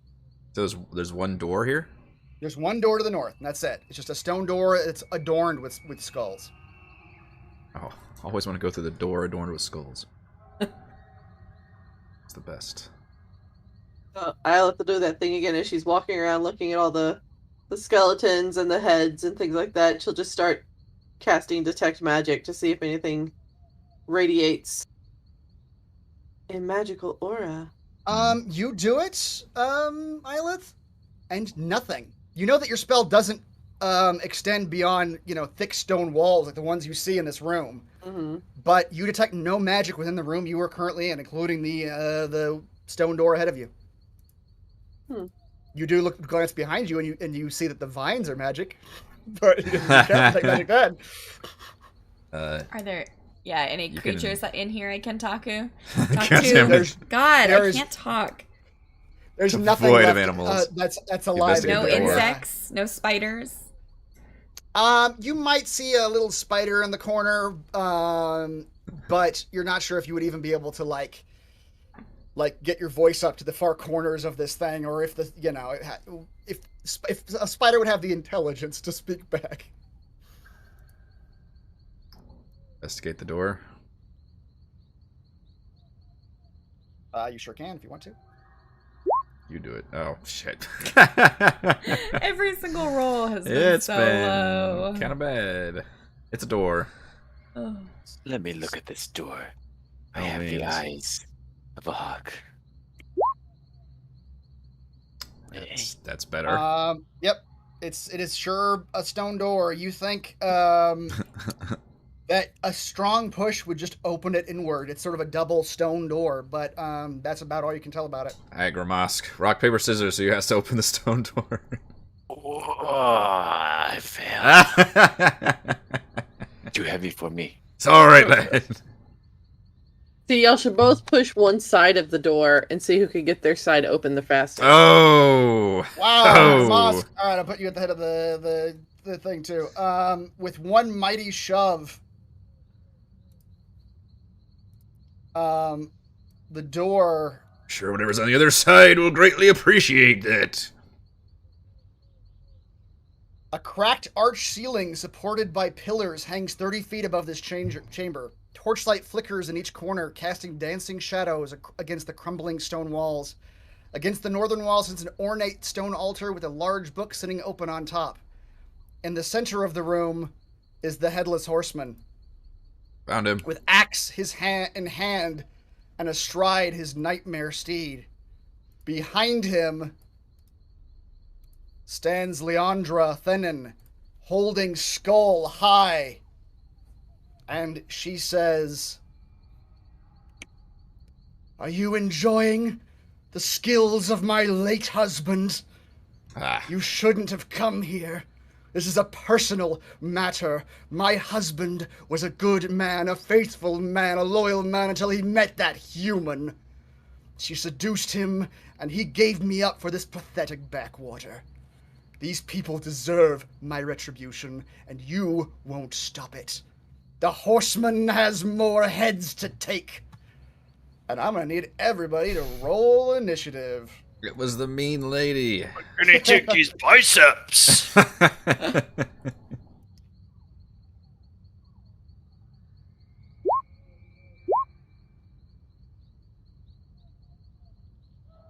know, Leandra, the priest who took me in when my parents died was a marriage counselor.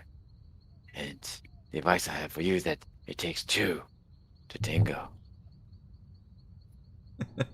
Don't give. My husband's dead 160 years. It's too late for advice. Yeah, you've been doing this a long Your husband time. was involved in this as well.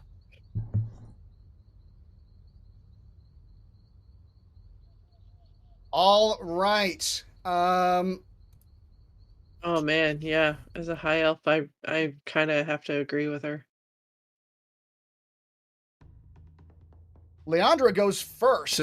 Hey. Wait. Oh, you. Oh, yeah. Okay. What is actually your? What is your dex score, Gramask? 20. Oh, wow, really? I don't believe you. Roll deception. Oh, I guess it is 20.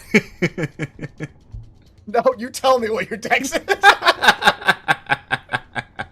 You don't get to deceive the DM. 14. Her dex is a 15. No. I did not make that up. Her dex is a 15. I will, in fact. No, I'm sorry. I was looking at the horseman. Sorry. Her dex is 14.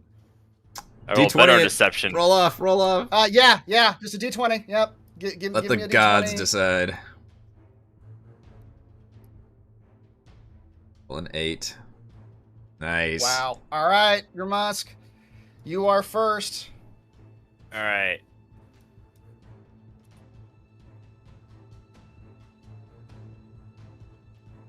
I'm going to try to throw a hand axe at that skull.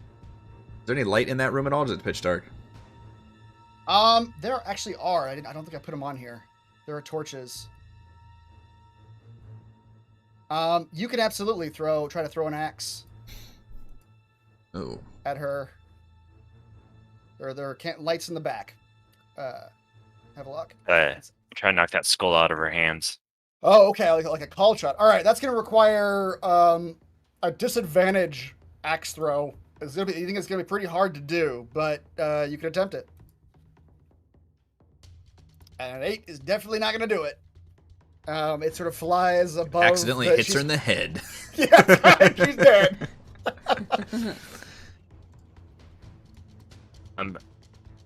Hold up, I forgot about rage. Oh yeah, you want to do that? Yeah, I'll go ahead and rage. Okay. And go into a frenzy. Okay. Frenzied rage. I don't exactly know what that does, but. I can, whenever I make a single melee weapon attack, or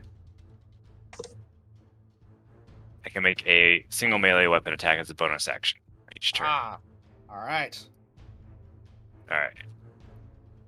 Okay, Leandra's turn. She keeps holding that skull high, and she says, "My husband will take your heads, and his victims will have their way with you as well." And she begins weaving the skull around. You can see that she's casting some kind of necromancing spell. Mm-hmm. And all of you in the antechamber, you see the skulls lying all over the ground, adorning the pillars. The skulls begin to shake and vibrate and lift off the ground. And they form into a cloud of roiling skulls, all clacking and biting. A skull NATO? Oh, God. Skullnado!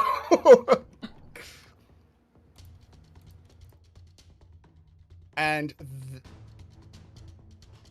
that is her turn. This wouldn't happen if you buried your dead at sea. Zinli, what's your dex score? Now that the skulls are here, they tie you. My dex score is 20. It's a 16. All right, that's higher. So you go first. the 4. That's not a specter. It's a. I don't know why that token says that. So I would like to use my fancy mage hand. That's like. So it's like an invisible mage hand to try to go steal that skull from Leandra. Because she's like super far away right now, isn't she? Is she over here? Yeah, she's way in that other room. Yeah. Well, that's what I want to do. To the north. I don't know what is your range with. I don't know. You just cast a spell. A spell's got it. I think Mage Hand is 30. 30? Yeah, it's 30 feet. So you're going to have to get significantly closer to her.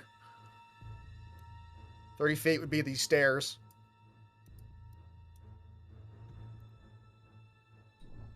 It's really charged in there. You sure did. Hardy bastard.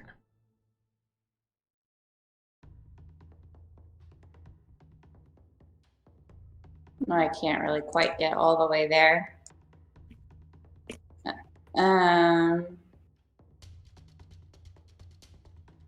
Okay.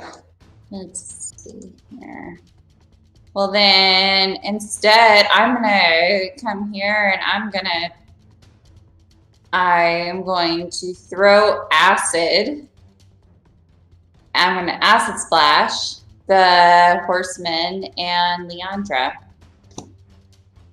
Oh wait, that says 2 creatures within range that are within 5 feet of each other. I can't do that. I'm just gonna splash the horseman. All right. So it's a DC 13 Dex save on the horseman, which he does not make. So that acid splashes the horseman and melts away some of the flesh. Is the horse real, or is that also... The horse looks fairly undead as well. Or at least... fairly undead. Okay. Or at least spectral in some way. Okay. But you do see, what you notice, Havelock, is that as you are trying to look at that, you do see the damage that you and Gramask did earlier. Okay. On the horse and the horseman's armor. You see that the strikes you took are still there. Excellent. All right. The skull swarm begins swirling Skullnado, around. I believe. Oh god, it's all up ons. You guys are all standing next to each other. I love it. The skull swarm does a couple things. As it swirls around the 3 of you, you all become blinded and deafened as just the clacking of skulls flying in front of your eyes is all that you can see. And it is going to do 1 bite on each of you that is within its space. Stupid skulls. So, this one is for Kasima. Is a 14 hit? 14 does hit. All right, 7 piercing damage. This one's for Ilith. That certainly hits. For 11 piercing damage. My gosh. Yeah. And 1 for Master Poe. 6. I don't think that hits. Miss. Miss. All right, and that is the Skull Swarm's turn. Havelock, it is your turn. This is a target-rich environment. Mm-hmm. As a bonus action, I would like to summon my... Oops, let's do it this way. My spiritual weapon by conjuring up another brave soul from the depths of the sea. And it just appears as a floating cutlass. All right. But I flavor it like it's a ghostly pirate that nobody can see but me. Nice. So I create a floating spectral weapon within 60 feet of me. So I'm going to throw it down near Gramask. It's alright, I've got a friend for you. Alright. And I believe it can also attack as the same... When you cast the spell, you can make a melee attack against a creature within fight. Well, let's use that 21 I rolled earlier as my attack. That sounds pretty good. Assuming that's within 60 feet of me. Yeah. Drawing you a sword. That is the terrible sword. I know it is.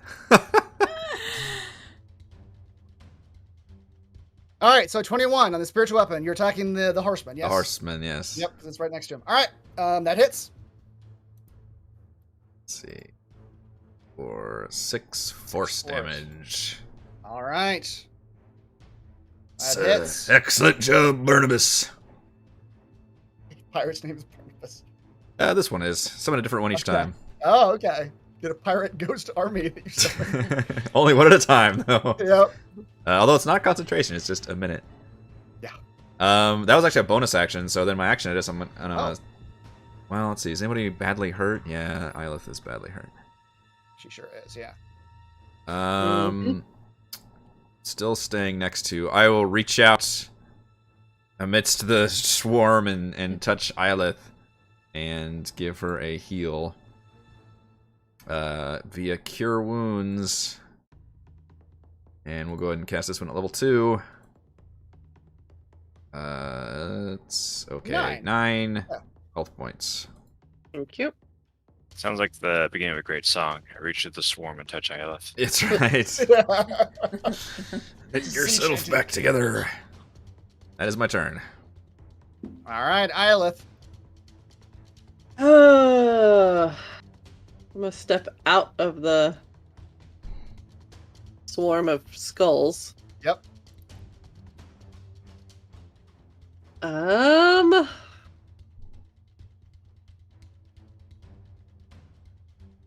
How far is she? Oh, it's not bad. I would like to shoot the skull in her hand. All right. That is going to be a disadvantage attack. It's going to be pretty hard, you think, but you could try that. You could try to do it.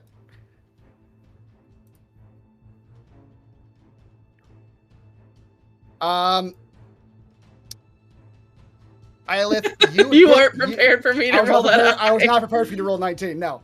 Eilith, you do not knock the skull out of her hand with a 19, but you like knock a chunk of it out.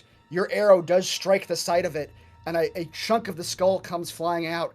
And you watch as around you, Eilith, skulls in the swarm just begin dropping out of the sky, as it seems like the power that is animating them is failing them somehow. Okay, and then in Elvis, she'll tell the woman that her feelings aren't wrong, that half elves are useless to the forest, which they are. They're only good to communicate with humans when we choose not to. But we have more dignified ways of dealing with these matters. And she is acting unbecoming of her race. Yeah, when you talk about her being unbecoming of her race, Eilith, you do sort of see like a glimmer of like maybe some shame, but she recovers and she seems completely just enraged. Whatever she's been up to, she's been at it too long. She just can't give it up now. Is basically what you see. Mm-hmm. The Headless Horseman, Grimosk. The Headless Horseman comes for your head. He is going to... My thick, unsupple head. Yes. He is going to sort of ride backwards and turn around and again get that axe out in like charging formation. Does he like spin to charge up so he can That's right. gallop far enough? Exactly. And he charges at you and he swings his axe. Will a 19 hit you? 15 damage. And Grimosk, as the full force of this axe hits you, you need to give me a strength saving throw to stay on your feet. So I'm resistant to slashing. Oh, okay. So it's half of I'm that. raging. Okay. So That 5 or 6? That's a 5. Rolls down. Alright. And then I have advantage on strength. Yeah, you do. Yep. Right. While you're It's raising. Sorry, saving or check? It's a save. Okay. That, however, is not good enough to stay on your feet, Grimosk. You are knocked to the ground, prone. Boy, I hope if I roll a 20, this is gonna be really funny. As you are on the ground, Grimosk, now with advantage, the horseman looks over you and brings his axe down on your head. Not a 20. Yeah. And not good damage. So you take, was that 5 then? Yeah. Oof. Yep. All right, that is the horseman's turn, and Master Poe, you are up. You will also step out of the skeletons. Okay. Poe, as you step away, the skulls are going to take an attack of opportunity. Oh, what? They do get one. That was just an area. All right, that misses also. Okay. Okay. So how far did I go? 5, 10, 15, 20, 25, 30. She will say, "My skin is icy cold. Feel it from a distance." As he casts Chill Touch. Spending a sorcery point to twin it towards both of them because I have a range of 120 feet. Okay. 19 will hit both of them. Show spell description. On a hit, the target takes 1d8 necrotic. It can't regain hit points. Okay. The hand cleans the target. If you hit an undead, it also has disadvantage on attack rolls against you until the end of your next turn. All right. Well, you think that might affect the horseman. All right. The hand clinging to the both of them. Yeah, an icy cold hand clings to both of them. She kind of screeches and flinches away a little bit.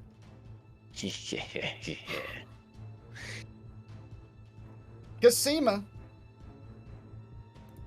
It's your turn.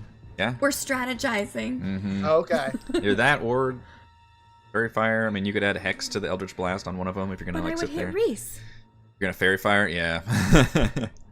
Can Unfortunately, he take it? Can someone heal him? Well, the only bad news is you're in the middle of a swarm of skulls right now, so that's probably gonna. Oh yeah. Well, first, can I step out?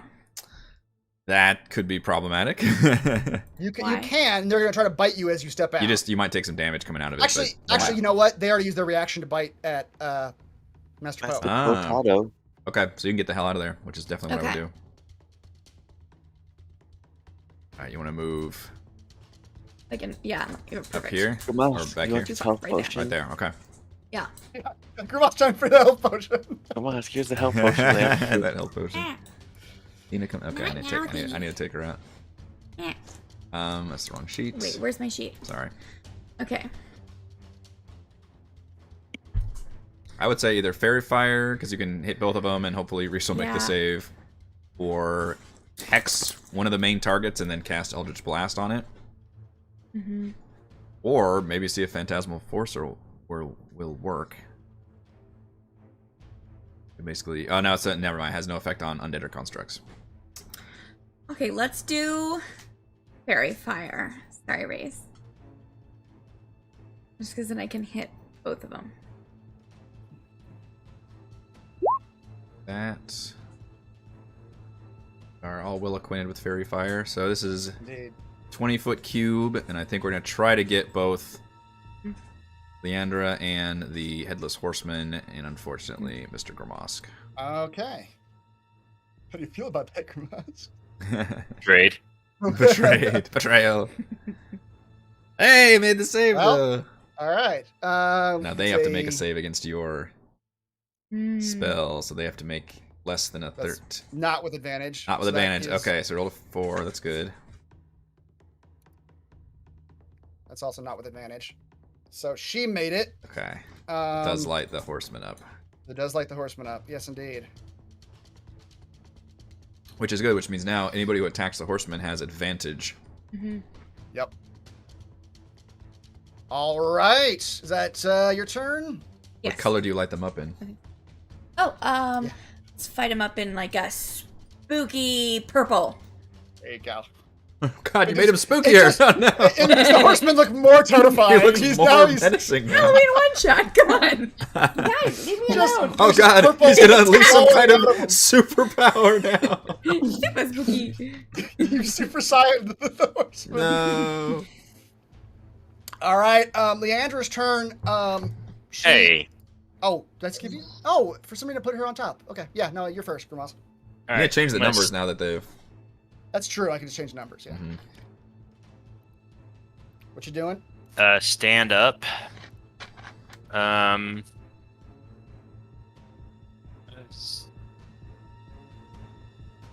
you go stand up. All right. I'm wanting to, I guess, attack the horseman. Okay. You do have advantage with the fairy fire. Okay. So for my first attack. First attack.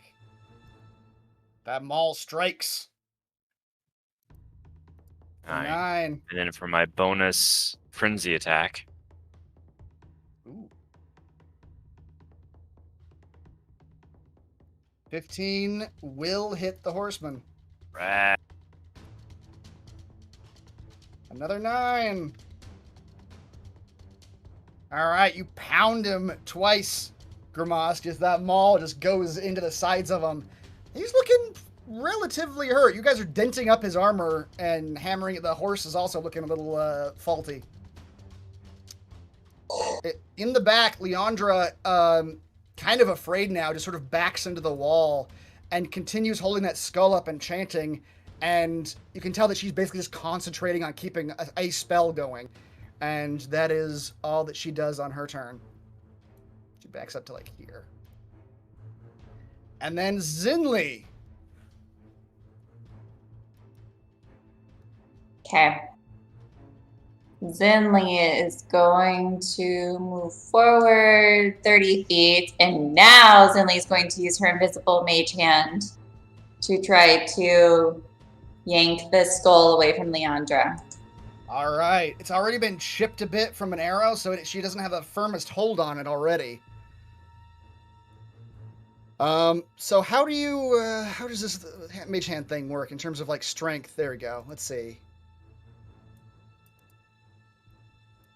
So your best bet would be probably to try to sleight of hand.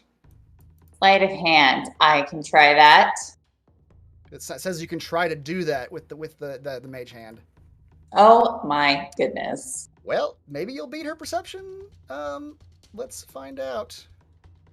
You will not. She rolls a 20. Your mage hand tries to get the skull out of her hand, and you almost do, but she just grips it tighter. You think you almost had it, but you didn't get it. Next rolled a 3. Yeah, you rolled a 7. Damn. Yep. The skull swarm. You guys all are still bunched out. The skull swarm is just gonna swarm upwards. So all 3 of you are again within its area. Oh, and it's going to bite all 3 of you. This one's for Cassima. Any of us actually deal? Hey, there you go. Missed you. That's for Havelock. Nope. Nope. And this is for Iolith. That hits me. All right. For Good 12. God. That was good damage. That was max damage. All right. What you noticed, Havelock, is you guys have not heard it at all. But a second ago, Iolith put an arrow into the skull that the woman's holding, and half the skull just fell out of the sky when she did that. Does have skull powers. Havelock, it's your turn.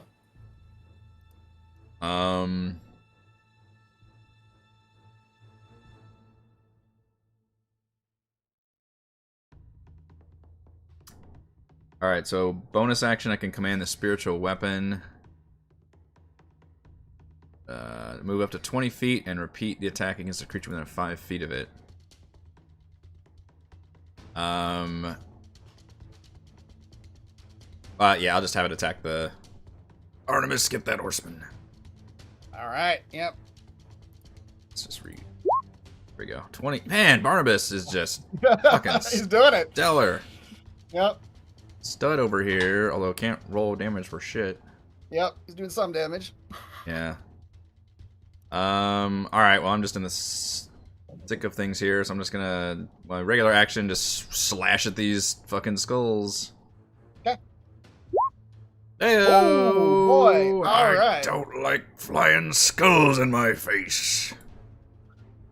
8 damage. Okay. You slash a good 6 or 7 skulls at Being this guy. inspired by Barnabas' strong deeds.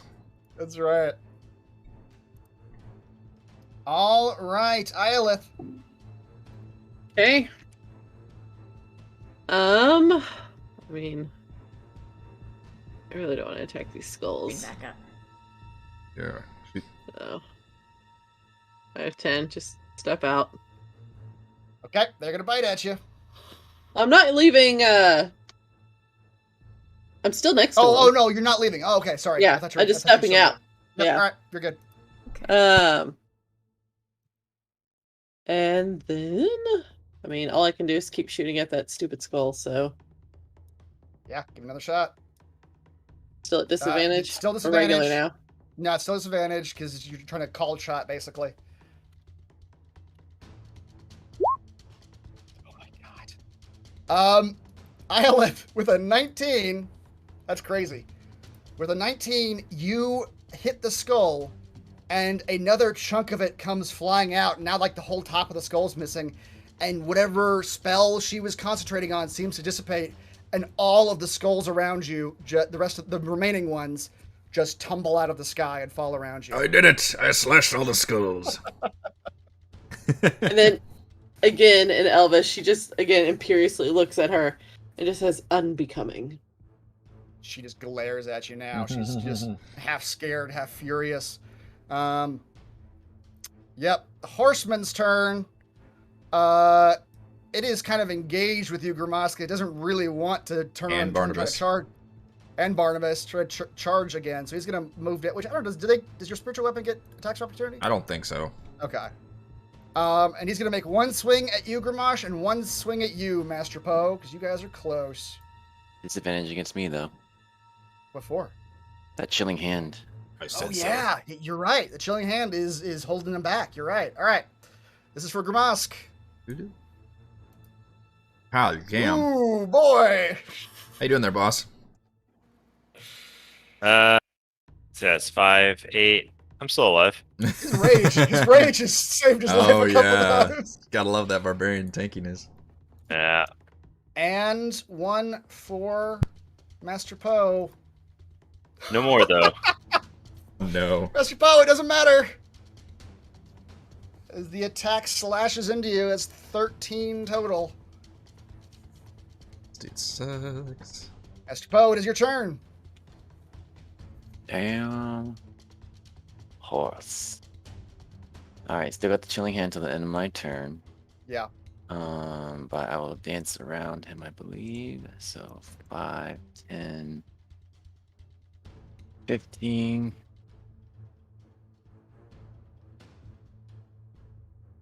I want you to feel my bugs. Me cast infestation. No, are you some kind of bug sorcerer? Is that what this is? It's a cantrip. I'm going to use another sorcery point to twin it for both of them. All right, so they both have to make a con saving throw. Here is the horseman. Not with disadvantage, so he rolls a 21. Yeah, he's fine. And Leandra, also not with advantage, so that's a 7. So she is affected. He takes 1, and she has to move. She doesn't have a whole lot of options, but She does not. To the west. okay. She steps like she kind of just walks in almost on top of this altar over here. All right. Not a very useful sorcerer, but whatever. Irritating with Cosima. bugs. Yeah. You're no longer surrounded by skulls, Cosima, so you are free to act as you will. Now, if you shoot the horseman, you've got advantage because of the fairy fire. Mm-hmm.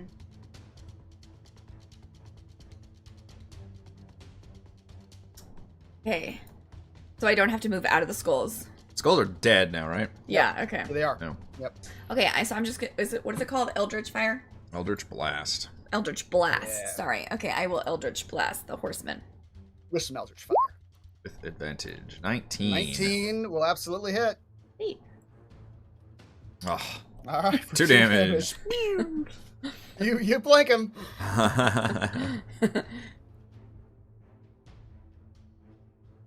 Is he looking pretty damaged now? He's looking pretty damaged now. Yeah, you guys are laying in him pretty heavily. You guys have been. Some of you are trying to attack the woman to get the skull out of her hand, and some of you are attacking the horseman. Yeah. So it's not. But both are looking kind of bad. Grimosk. Grimosk. Mr. Grimsock himself. Mm-hmm. Smush. I have advantage. Yes, sir. The Yeah, fairy you do. fire. You There said you go. advantage. See that? It's doing work. 10. All right. Grimosk, now he's looking pretty bad. I smush again. Okay. Oh, Grimosk. boy. Give him that damage. Oh, my Oh! goodness. I just want you to know you're 2 over what you needed. I just want to tell you that. 6 over. I don't think he's Oh, been now adding you're all the rage damage, have you? You're supposed to get it No, I haven't extra been doing that. 2 damage every Oh, attack. It's not built in, so I don't look at it. Right, yeah. yep. All It's right. there. Grimosk, There you you go. hammer into the horseman, and it's not even like the life leaves his body. It's like everything, all the energy that was animating him just dissipates, and the armor and the horse just crumple to the ground like they were never alive. Hmm. When he hits the ground, his axe just melts into mist. Aw. And to the north, you hear a startled cry as you look over, and the skull that Leandra is holding has burst into flame, and her hand is on fire, and she is Ooh. screaming, trying to put it out. And by the time she does, you guys can just basically approach her. She is relatively harmless at this point. The skull is destroyed, her hand is all charred, and she's just holding it close to her chest. Grimosk cries out, "No! Grimosk will not be able to axe. Axe, what axe? Axe did!" Your head animating days are over. I only had 2 meadow feathers left. You could have let me kill them. All right, but why did you wait to do this once a year with one person? That seems really inefficient. If you press her, Havelock, she will tell you after some time that that's the power of the spell. She can only directly control the horseman once a year. Hmm. And she can only control him to murder 1 person a year.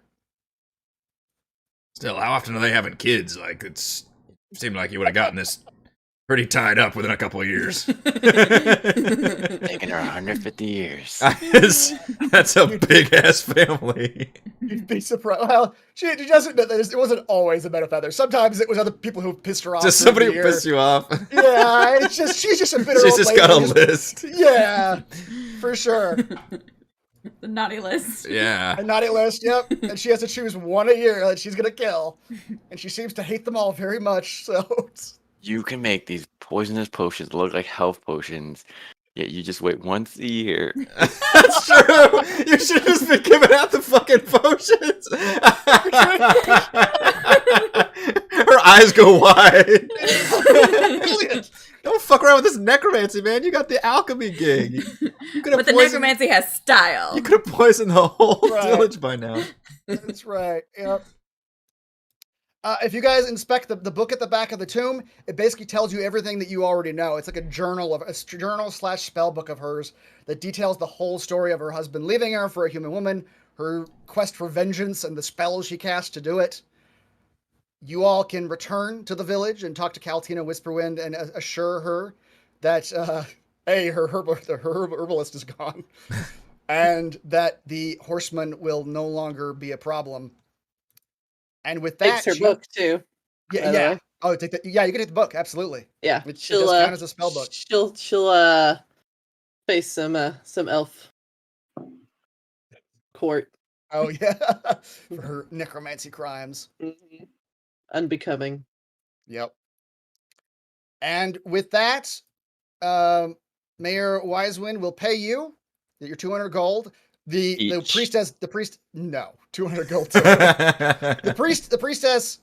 Well, I guess you gave her the ring. If you're still giving her the ring, she will accept that. Otherwise, she wants 30 gold out of the cut for the spell work that she did.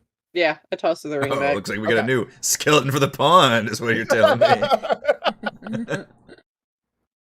And with that, you all have resolved the curse of the Headless Horseman. Yay!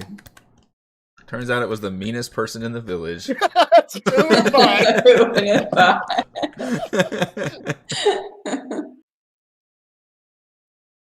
All right, Eric, take it back. Yes, thank you. All right, that will do it for our Halloween special one-shot of Curse of the Headless Horseman. Thank you so much for Chris for DMing this very special episode. And thank you to Heather, Rochelle, Raymond, Reese, and our special guest, my sister, Katie Rose, for playing. Thank you to all the wonderful fans for watching. Everyone, I hope you have a very safe and happy Halloween. And we are going to resume our regularly scheduled campaign, Rime of the Frost Maiden, next week. I don't know if you had outro music or not. I do. I will play the outro music. Oh, okay. And shoutouts to patrons. Thank you all for your support. Platinum patrons Joe, Will, Tiny Dancer, Christopher Thomas, Captain Mike, Adam Stan, Nathan, Alex, Cam, William, I'm Loud, and Lackland Baird. And gold patrons RPG, Papercrafts, Pretty Boy, and Yuma, Marcus, Dead Lizard Lounge, Sam, Ross, Lippy Spuds, Jerome, Scalini, Nick, Farty, Butterman's Blood, Angel, Ronas, Babu, Babu, Nathan, Faz like a Tortoise, James, and Kyle. Thank you all very much for your support. Have a wonderful Halloween. Happy Halloween! Bye.